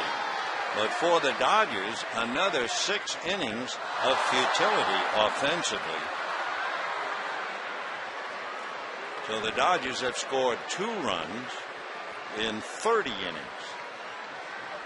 1 in 10, 1 in 14, and none through 6. Dodgers tonight have not gotten a man to third, and they have only 3 hits. Little slider, foul back. Still 1-2. Braves are trying to win their 9th in a row. You have to go back to 2000 when they won 15 in a row. But they've really done a complete about-face since the 18th of May. That was the big date. 2-2. Braves were in last place, trailing Philadelphia by 6.5 games on the 18th of May. They came here having swept the Phillies and leading the division by 2.5 games. So a 9-game swing. 3-2. Down in the Dodger bullpen, Charlie Hager begins to knuckle down. Hager activated today. Travis Schlichting, who did such a terrific job for 4 innings yesterday, sent back. Ground ball to third. Jamie Carroll. 1 away.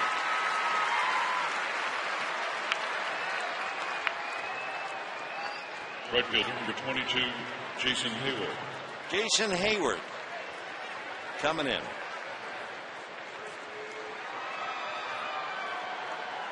You know, we were talking about Jason earlier. His father was born into a military family in South Carolina. They sent him to Los Angeles to live with his uncle and attend school here. And the uncle that Eugene Hayward stayed with was Kenny Washington, the 6th man on the great UCLA National Championship basketball team. John Wooden's first 2 championship teams. Hayward breaking a bat, so he'll have to get another stick. So that's a strong connection to Los Angeles, with his father staying with an uncle. And as Jason said, hearing his dad said he spent a lot of time working out with Kareem and Marquise Johnson.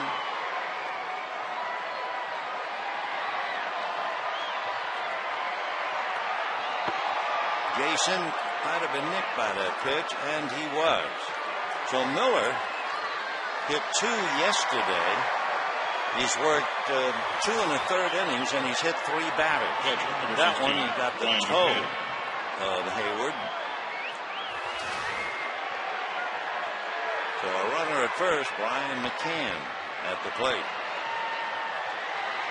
If we get news on Jeb Weaver, whether it was a blister, we're just not sure what it was. We'll pass it along to you. Ball 1.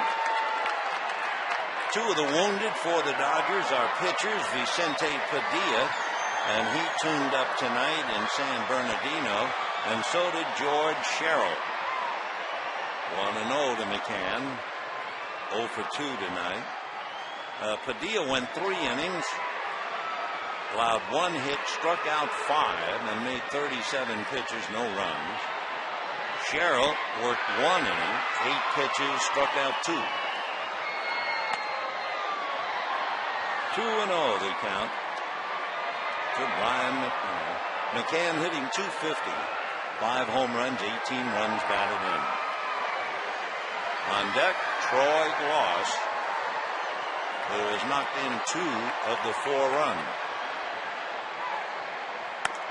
Off the plate. 3-0.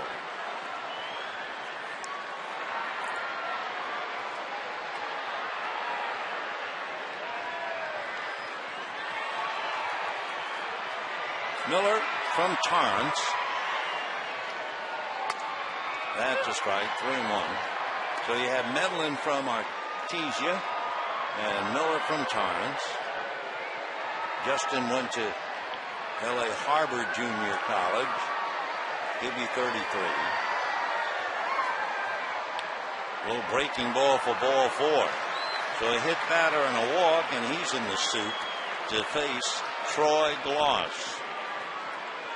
Gloss singled in Prado in the first inning, homered in the 4th, and hit a high fly ball to deep left field for an out in the 6th.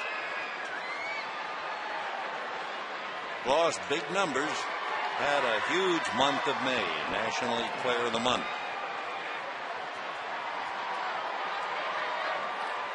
2 on, 1 out, 4-0 Braves in the 7th. 0-1.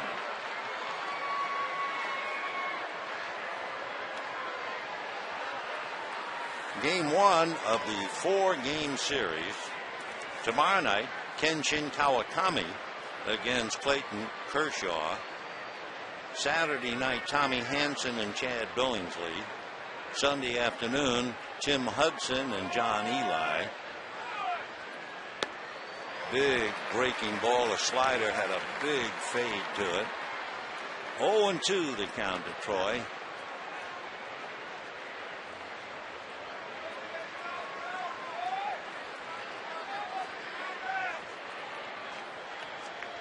For Troy Gloss to hit a home run, that's not news. He hit as many as 47, but that was 10 years ago with the Angels.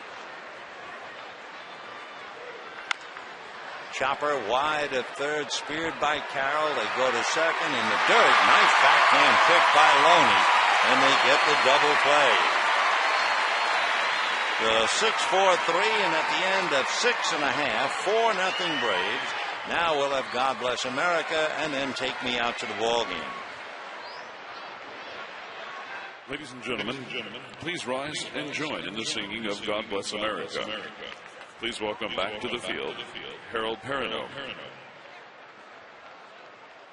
God bless America, land that I love. Stand beside her and guide her through the night with a light from above. From the mountains to the prairies, to the oceans white with foam. God bless America, my home, sweet home. God bless America. I say, God bless America. God, please bless America, our home, sweet home. Harold Perrineau. Now, fans, this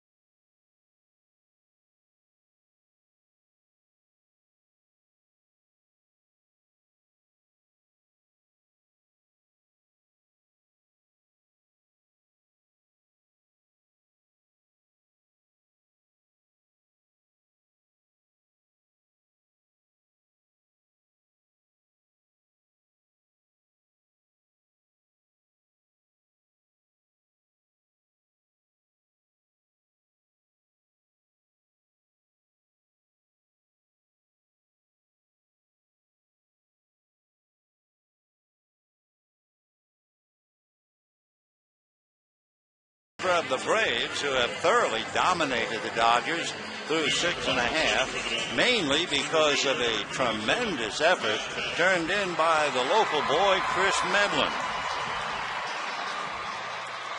Medlin has been throwing strikes. He has just given the Dodgers a very bad time with his changeup. and he's only made 77 pitches. So here we go into the bottom of the 7th. Kemp, Ethier, and Ramirez. A little ground ball to third. That was a changeup. And when they hit it, it really sounds hollow. So Medlin doing an outstanding job. One away. And the batter will be Andre Ethier. Chris Medlin. Give you a little more background on him. As we said, he is from Artesia. He was drafted in the 10th round only 4 years ago. Drafted out of Santa Ana Junior College, but that was after he had attended El Camino Junior College, and he was originally selected by the Devil Rays. Ball 1. He just shows Ethier a fastball. Andre is the only fella who's been on him. Double to left, single to right. 1 ball and no strikes.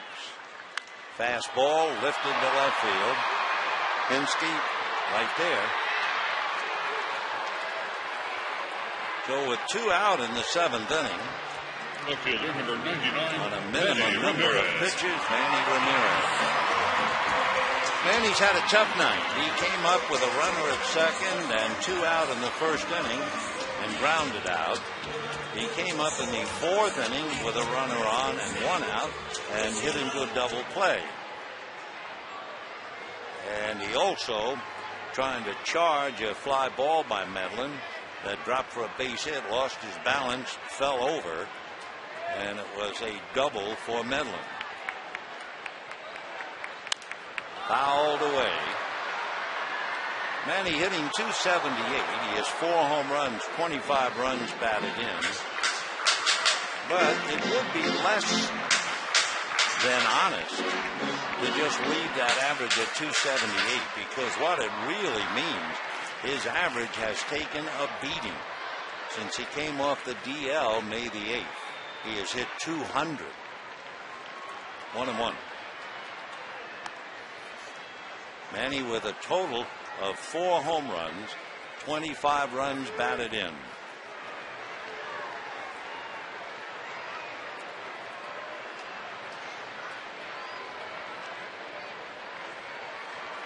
One ball, 1 strike.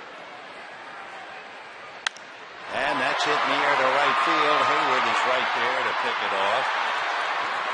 Well, Manny goes 0 for 3. The Dodgers go 1-2-3, and at the end of 7, it's 4-0 Braves.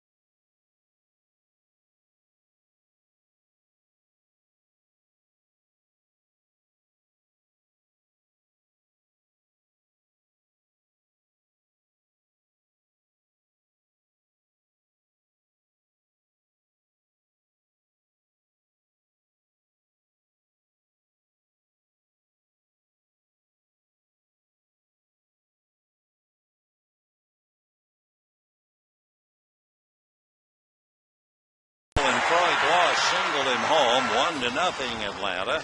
Then in the 4th inning, Troy Gloss hit his 10th home run of the year deep into the seats. That made it 2. In that same inning, Nate McLeod doubled in Escobar. That made it 3-0. And in the 6th inning, on a little fly ball to shallow left, Manny fall down and go boom. And scoring easily is Hinsky. And it's 4-0 Braves. And we're in the 8th inning. For Kuroda, 6 innings, charged with 4 runs. And the Dodgers unable to do anything against Chris Medlin. Eric Hinsky popped up, singled and walked, scored a run. 4 runs, 7 hits, 1 error for the Braves. No runs, 3 hits, 1 error for the Dodgers. Eric hitting a very solid .330. Fouled away.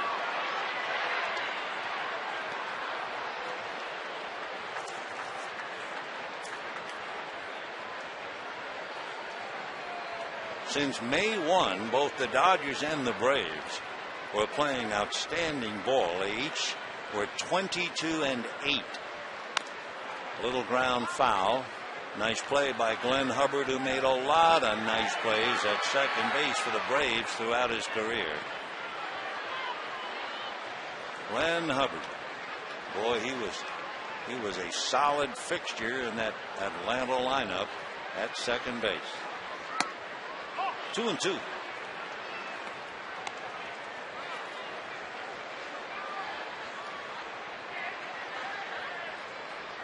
Hinsky, Escobar, and McLeod against Justin Miller. That looked like a change, sure. So he slows up on Hinsky and strikes him out, taking a page out of young Chris Medlin. Shortstop, number 19, Junel Escobar. So Escobar popped up, hit into a force play. Actually, it should have been a double play, but Kuroda, covering the bag at first, dropped for Call's throw. So Escobar was able to go to second on the error, and McLeod doubled him in. And he smokes one into the gap in left center. That'll go to the wall. Matt Kemp picks it up, and Escobar standing at second base with a long double with 1 out. So Escobar now his second hit of the night. No doubt about that one. He hit it hard. We're waiting to hear news about Jeff Weaver, why he was unable to answer the bell. Your first thought would be his hand, but then again, he had just come in from the bullpen. So it might just have been making a warm-up toss. We'll just have to wait and see. Hard ground ball, backhanded by DeWitt. That's the second out. And on the play, Escobar takes third. 2 down, and Chris Medlin coming up. He paid attendance tonight, 35,333. 35,333. And here's Medlin. Walked, struck out, and doubled to drive in a run. So he's had a big night from both ends, the mound and at home plate. 0-1 to Chris.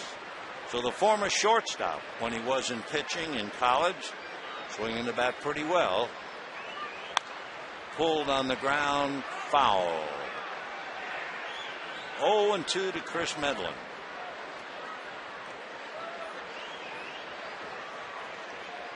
.510, 175, 24 years old. Been a pro for only 4 years. Came up briefly last year. At third base, Junel Escobar. Got it. No runs, 1 hit, a man left, and at the end of 7.5, 4-0 Braves.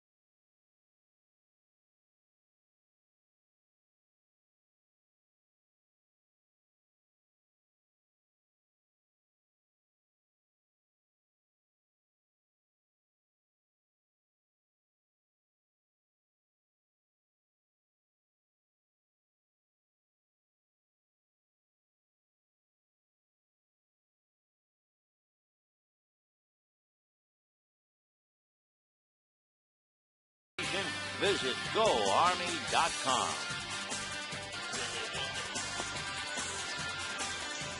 4-0 in favor of Atlanta. Bottom of the 8th inning. Gregor Blanco, B-L-A-N-C-O, takes over in left field for Eric Hinsky.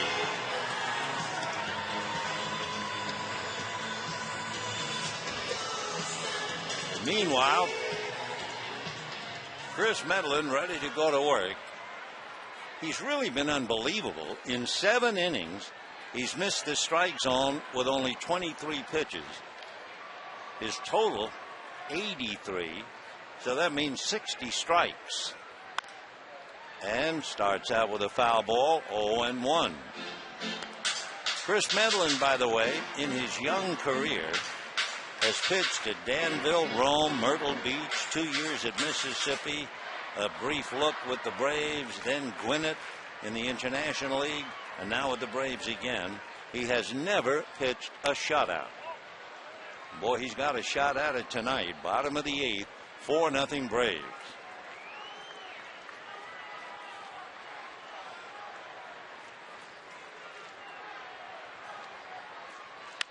Ground ball to the hole, off the glove of Infante, picked up by Escobar, not in time.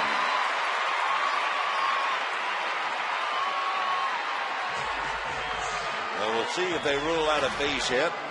Ball hit wide of the third baseman. Infante just did get his glove on it, really didn't have a play. Escobar was a great throwing arm, but too late.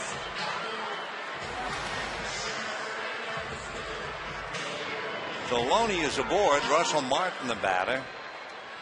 And they are now going to rule it a base hit. That's a good call. 4 hits for the Dodgers.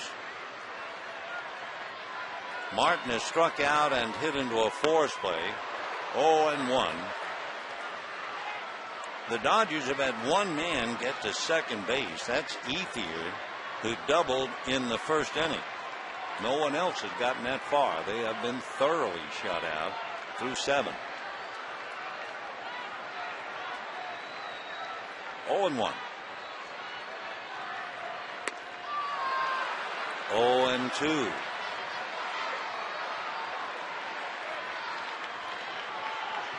Medlin somehow, with the same great arm slot and the same speed, can throw the changeup and the fastball, and that's what's really fooling the Dodgers. 0-2. Fouled away.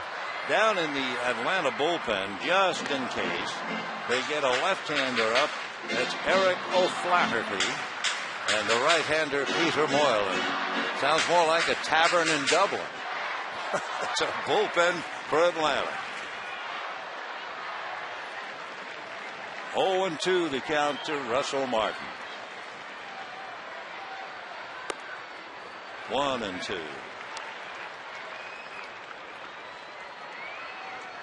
4 runs, 8 hits, 1 error for the Braves. They scored 1 in the first, 2 in the fourth, 1 in the 6th. Dodgers have not done a thing. 1-2 to Martin. Fastball just missed. He hasn't walked anybody.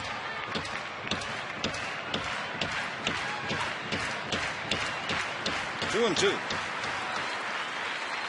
Pulling on the bill, the oversized bill of that cap.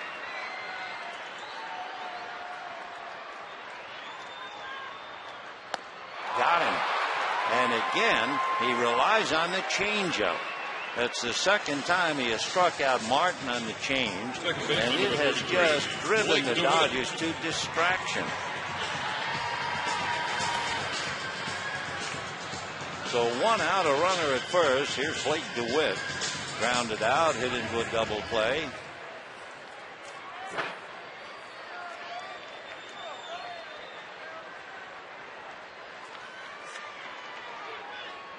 Blake DeWitt hitting .254, 0 for 2.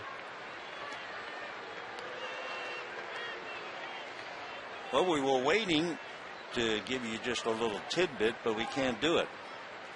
Casey Blake, normally in the lineup, but he couldn't answer the bell. He had back spasms. We wanted so desperately to have Casey come up, as there he is, along with Billingsley and Kershaw in the middle. Ernest Thayer, published back in 1888. Casey at the bat on this day. Shattered bat, little dribbler, late start by Infante, and the throw is late, smothered by Gloss, and the Dodgers have 2 men on. For the first time tonight. Boy, did that bat come upon. So Blake DeWitt shatters the bat and winds up with a base hit. Infante was late, and then his hurried throw to Gloss pulled Big Troy off the bag.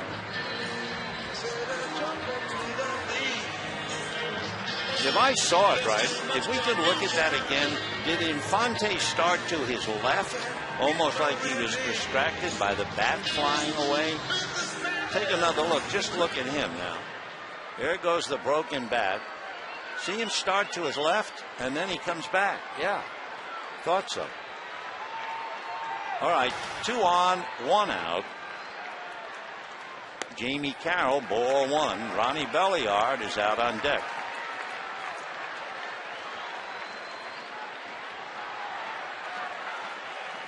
4-0 Atlanta. Bottom of the 8th, 1 away. Jamie reached on an error, fly to right. And he hits it into left field, base hit. However, they will stop Loaning. A good throw by Blanco, and the Dodgers have loaded the bases with 1 out, and Ron Belliard will be coming in. Earlier, we talked about the fact that Chris Medlin is anything but a big man. He's 5'10", 170, thereabouts. And we talked about how important the pitch count is, and the fact that the most pitches he had made in a game this year was 97. Well, he had made 96, and here comes Bobby, and that'll be it. But what a magnificent job by Medlin, who was very unlucky here in the 8th inning. A base hit off the glove of Infante, the broken bat, base hit by DeWitt, and then Jamie Carroll's base hit to load the bases. So out comes Bobby Cox, bases loaded, 1 out. Chris calls it a night, but it's been a great night for him, and we'll be back.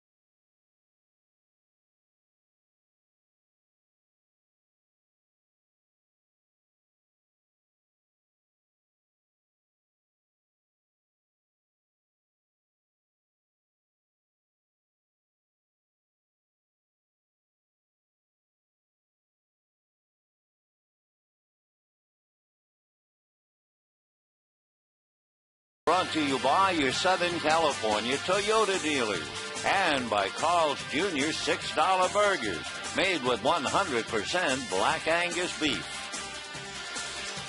The Dodgers trying to get off the floor. Chris Medlin tied them up in knots, but finally has a little run of bad luck. The Dodgers have loaded the bases with one out. Medlin made 96 pitches, no walks. Now, Peter Moylan from down under. He's from Attadale, Australia, lives in Vermont, Australia, was originally signed by the Twins. After he played for the Twins for 3 years, he went back to Australia, and he was a pharmaceutical packaging salesman. Well, he's facing Ronnie Belliard with the bases loaded, one out, ball one. Belliard has not been a good pinch hitter in the sense he is 3 for 16, 4 grand slams in his career. So Loney, DeWitt, and Carroll are out there. 1 ball and no strikes. Sidearm fastball off the plate. 2-0. Peter Moylan is 6'2" and 210. He'll be 32 middle of December. While he was in Australia, he played first base once or twice a week. Just a recreational league. And a strike, 2-1. Came up to the Braves in 06 and then stayed with them after a spot of time in Richmond. Been with the Braves ever since. Last year he was 6-2, great ERA, 2.8, and the league hit .245 against him. 2-1 to Belliard. Ground ball into right field, base hit. Loney will score, and that's it. They're going to go 90 feet at a time, but there's a wild throw retrieved by Moylan to McCann, and safe at the plate is DeWitt. And it is 4-2 in favor of the Braves.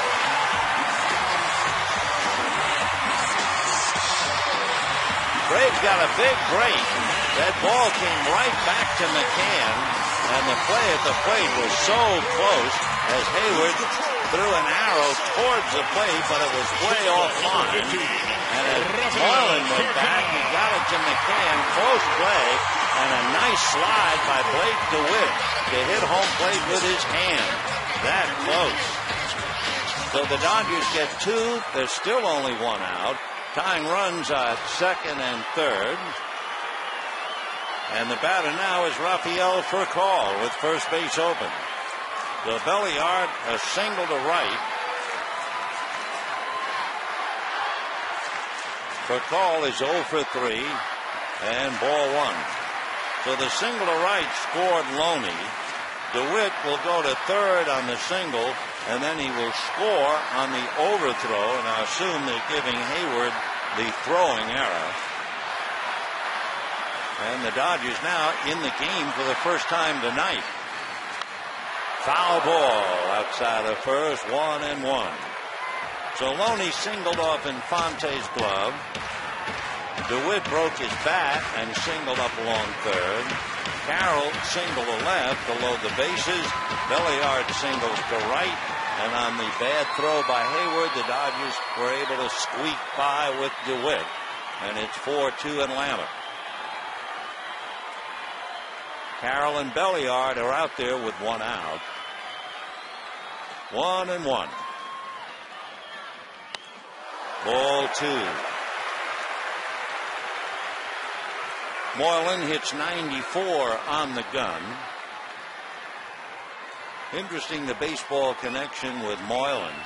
His father came to the United States for work, watched the Astros at the Astrodome, fell in love with the game, and here's his son Peter pitching. 2-1. Check swing, and it's going to cost a strike. 2-2.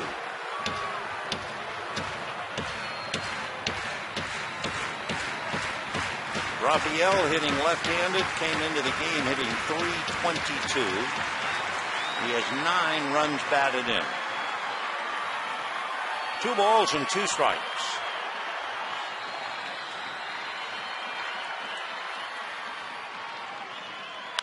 And a high chopper over the mound, good enough for a run. The out recorded at first.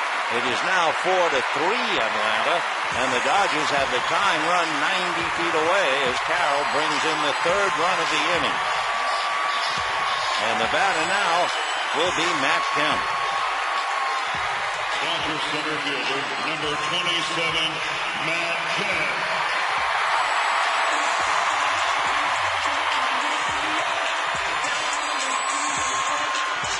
We have a moment. Let's take a quick look at that great slide by DeWitt. Trying to avoid the tag, got around McCann and then got his hand on the plate and immediately said, I'm in. And DJ Rayburn agreed with him. So Belliard is at third. And here's Kemp trying to pick him up. 0 for 3, robbed of a hit in the first inning by Escobar. Ball 1. See that big sweeping slider. So immediately you think, well, let's check Moylan. He has one wild pitch. For 7 innings, the Dodgers were quiet. And they've scored 3, trail 4-3.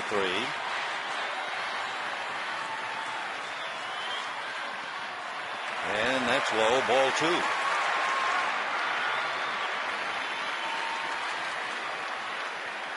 Two and 0 to Matt.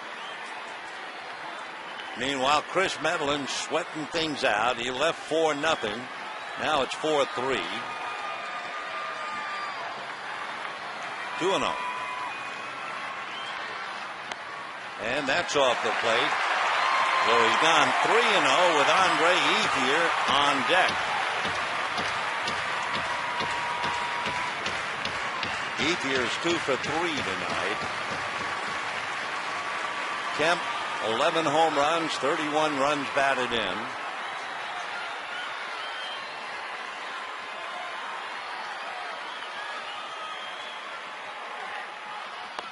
And a strike, 3-1.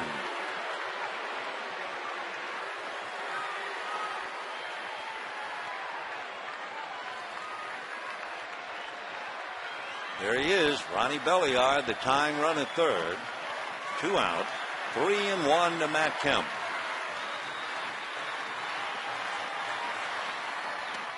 Did he hold up? They're going to check. Yes, he did. So Andre Ethier will be coming up with runners at first and third and 2 out. A restless time for Bobby Cox. Ethier has doubled and singled. Now they do have a left-hander down in the bullpen, Eric O'Flaherty. And let's see if they'll bring in the left-hander to go against Ethier. So Moylan walking Kemp after giving up the single right to Belliard. And it's time for Eric O'Flaherty to pick up from Peter Boylan. So out goes Peter, and we'll be right back.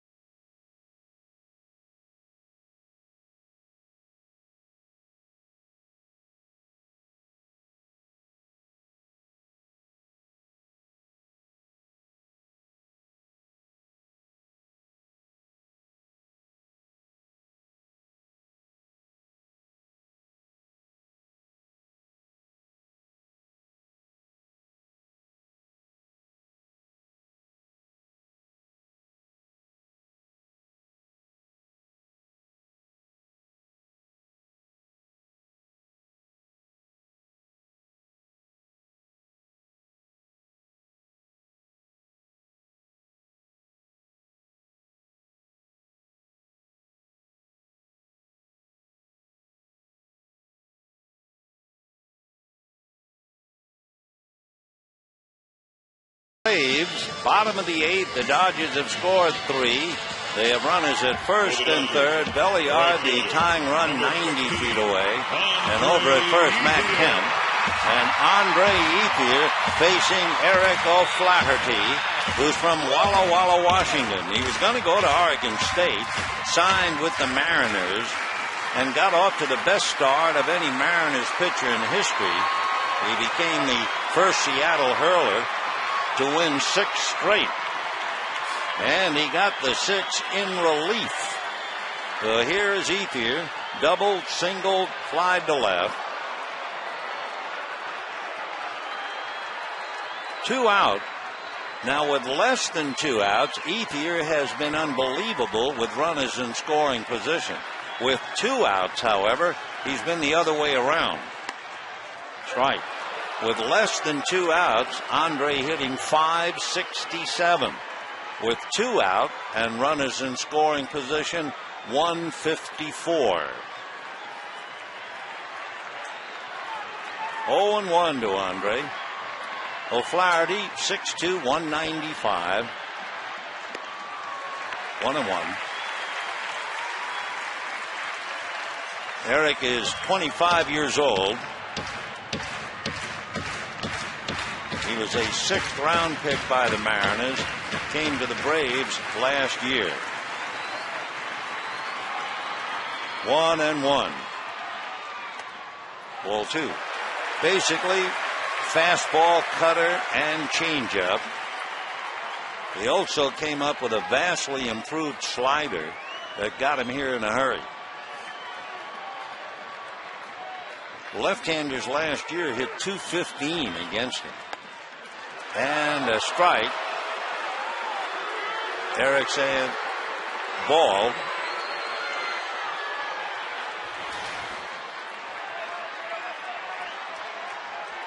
He thought it was inside. 2-2.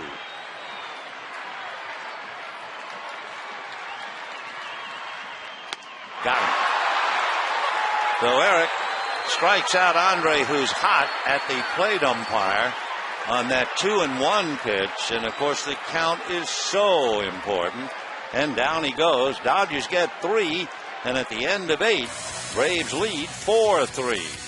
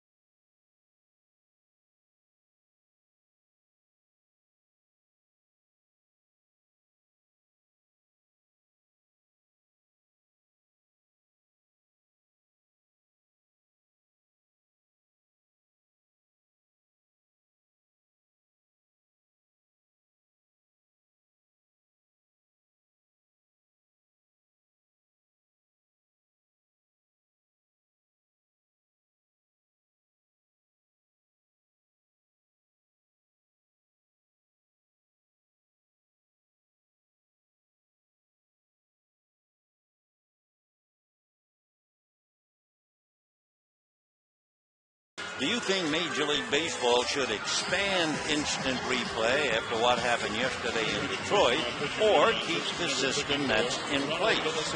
And you said 69% of you expand instant replay. Maybe we ought to send that to the commissioner. We go to the 9th, 4-3 Braves. Ronald Belisario coming out of the Dodger pen. Belisario made 10 pitches yesterday. He pitched the 10th inning. He also made 11 pitches the day before. So this will be his 3rd day in a row. And ball one to Martin Prado, who led off the game with a double and scored in the first inning. Since then, hit into a force play, grounded out twice, 1 for 4. Fouled away. When the Dodgers come up in the bottom of the 9th inning, Manny Ramirez would start it off. You know how the Dodgers have Jonathan Broxton coming in and overpowering hitters? Well, the Braves have Billy Wagner, who can do the same thing. 1-1. Ball 2. 2-1.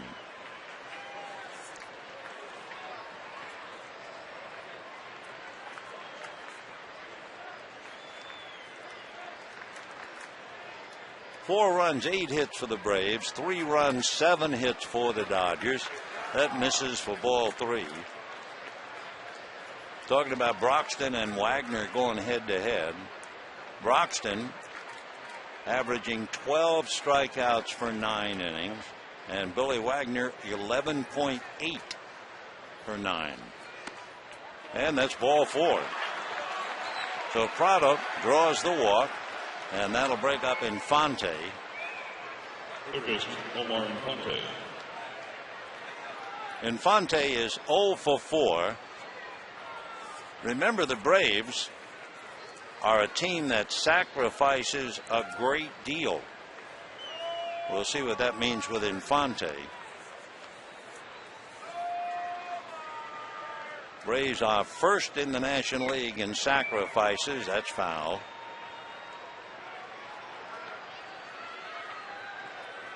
Third overall in sacrifice attempts.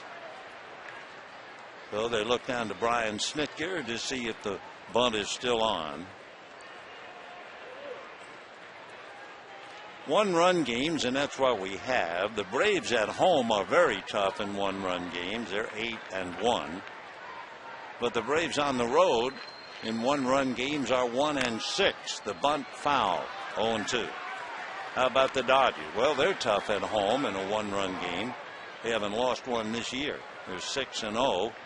On the road, the Dodgers are break even in 1-run games. So Infante unable to bunt on 2 pitches.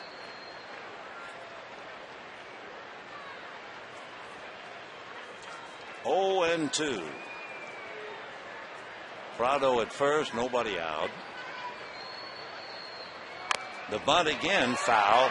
They're going to throw down, but there's no play because Infante just fouled the bunt for strike 3. So Martin wasn't going to waste any time on umpiring. He fired down to second, and Joe Torre is now going to come out and discuss it with G.J. Rayburn.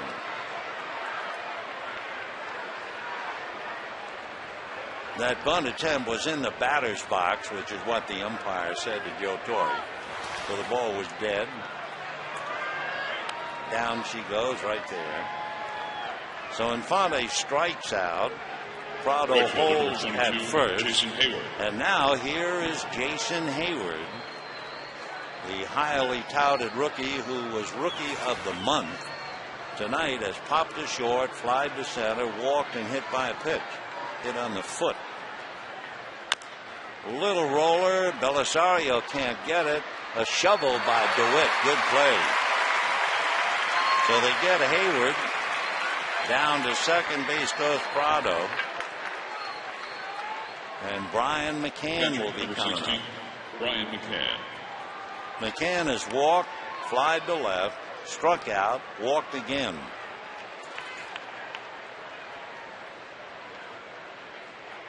McCann is one of those fellows who has walked more than he has struck out. He's walked 29 times, struck out 27. Strike. I think we told you, too, that the Braves are an extremely patient ball club. They're number 1 in receiving walks. And here in the 9th inning, Prado opened up with the walk. Off the plate. On deck, Troy Gloss, who has had a good night.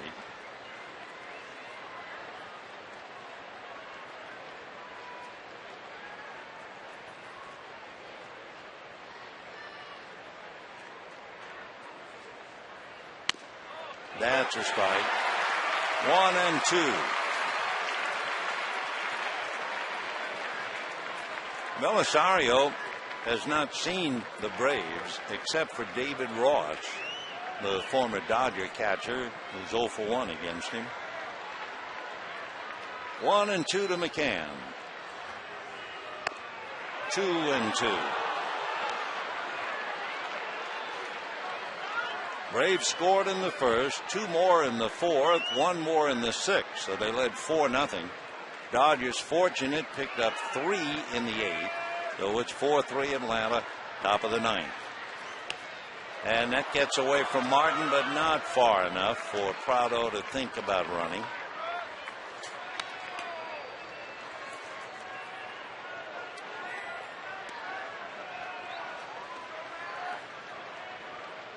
So 3-2 to Brian McCann, and Troy Gloss waits.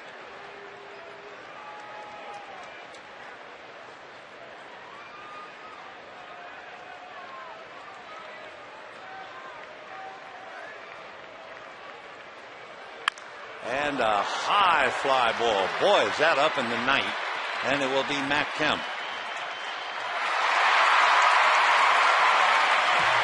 No runs, no hits, a man left, so here they come. Last call. Ramirez, Loney, and Martin, 4-3 Braves.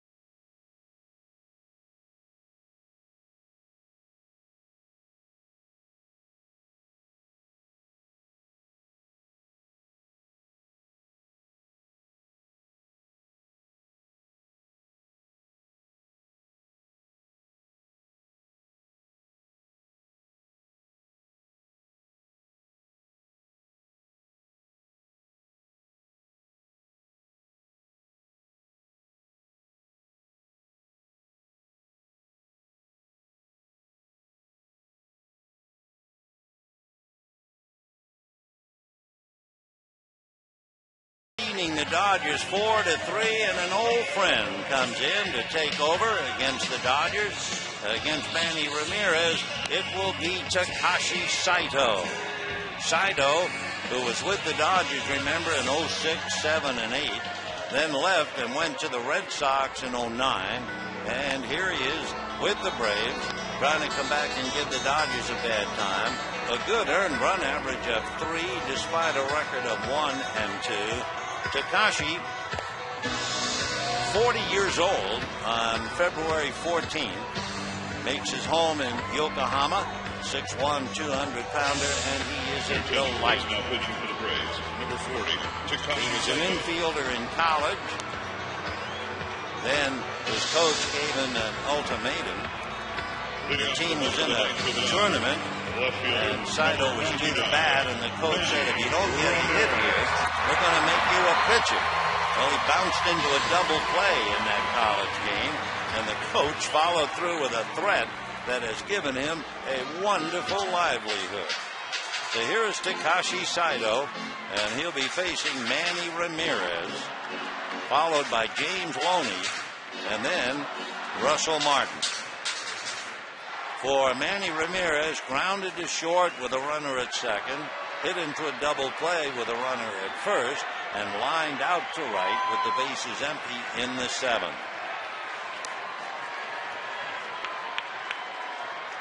There are only 5 Dodgers who have batted against Saito. 0-1. Garrett Anderson, Ronnie Belliard, Casey Blake, Jamie Carroll, Reed Johnson, Carroll is 2 for 4 against him when Takashi was with the Red Sox and Jamie was with Cleveland. 4-3 Braves, 9th inning. Off the plate. Dodgers have a modest 4-game winning streak. The Braves have won 8 straight. Each team 22-8 since the 1st of May.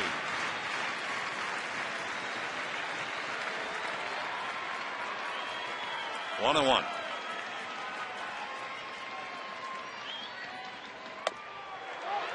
They're going to check.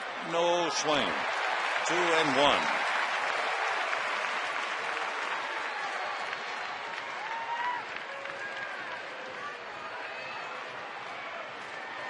Takashi, basically slider and fastball. 2-1.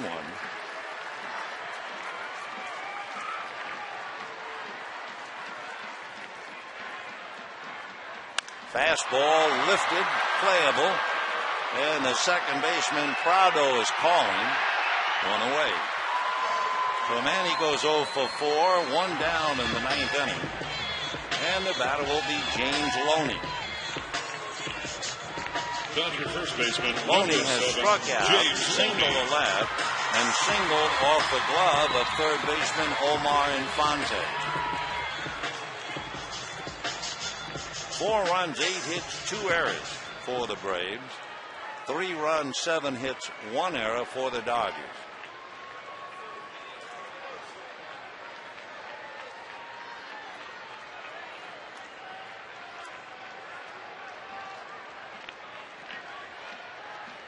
Saito, who played 14 years in Japan.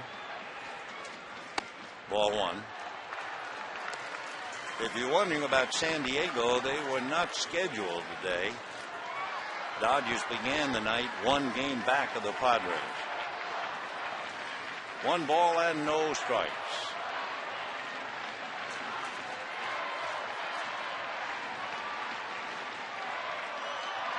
Foul back. Takashi's wife presented him recently with 3rd child, 3 girls. Last year, left-hand hitters hit 195 against him. Right-handers gave him somewhat of a bad time, hit 304.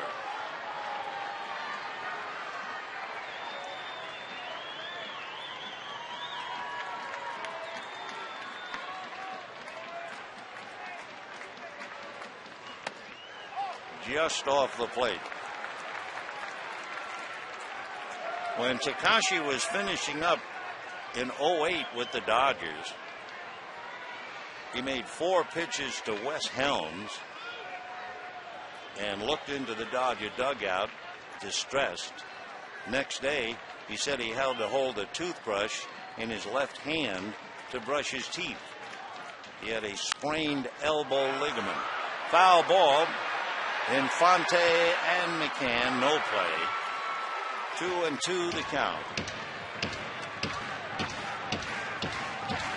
Dr. Neil Ellertrash ruled out surgery, prescribed 6 weeks of rehab, then eventually tried something that had never been done before, I believe, with a major league pitcher. He injected Saito's elbow with a platelet-rich plasma. And that helped Takashi Saito to avoid Tommy John surgery. So thanks to Dr. Neal, Takashi kept his career. Ball 3, Russell Martin on deck.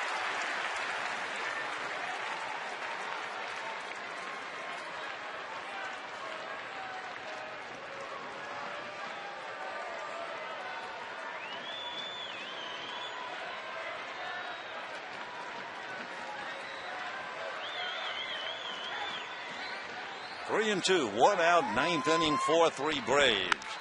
High fly ball to straightaway center. McLouth is there calling.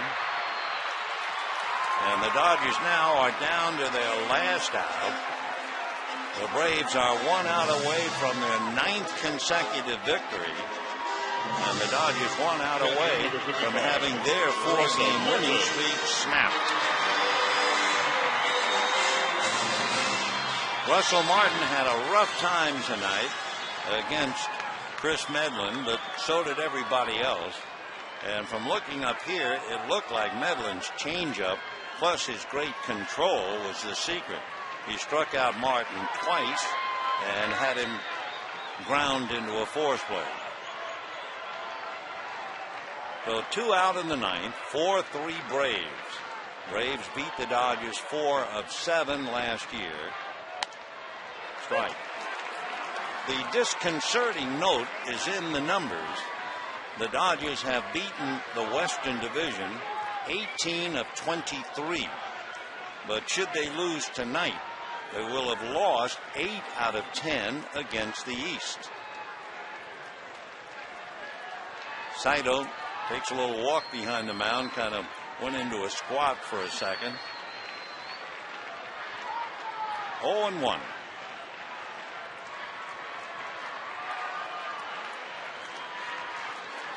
Martin trying to keep the inning alive. Blake DeWitt on deck.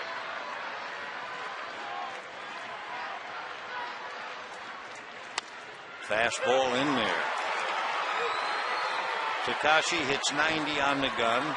And now let's see, did he hurt himself on that pitch? I think so. In fact, on the previous pitch, yeah, it's his left hamstring. On the previous pitch, he went behind the mound and kind of went into a brief crouch. Then came up, tried it again, got a strike, but it hurt.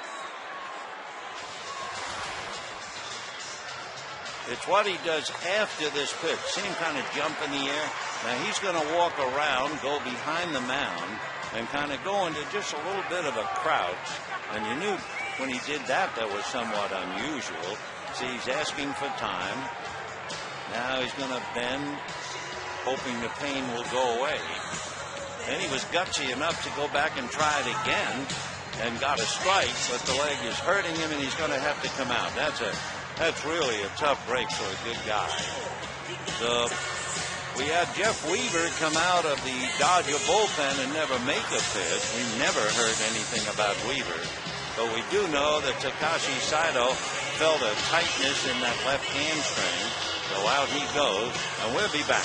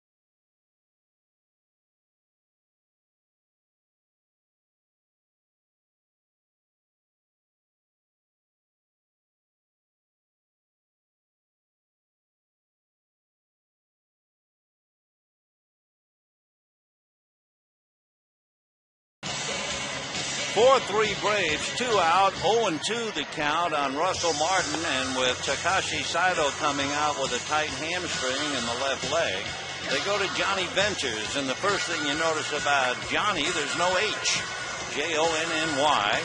The second thing you notice, he's 6'3", 195, and another thing, he's from Pikeville, Kentucky. That's the hometown of Mark Reynolds, the third baseman of the Arizona Diamondbacks, so Jeff left here.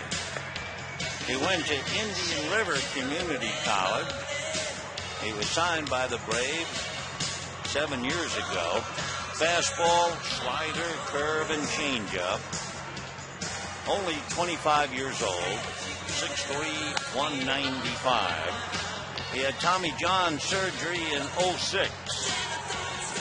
So ironic that Dr. Neil Elatrash was able to save Saito from Tommy John surgery, and then Takashi is relieved by the fellow who did go under the knife. For Bobby Cox, he has seen it all. One of the winningest managers in history. And of course, remember that great run he had as the skipper from 1991 through 2001. All right, Russell Martin, 2 out, 9th inning, 4-3 Braves, and a no-ball, 2-strike count.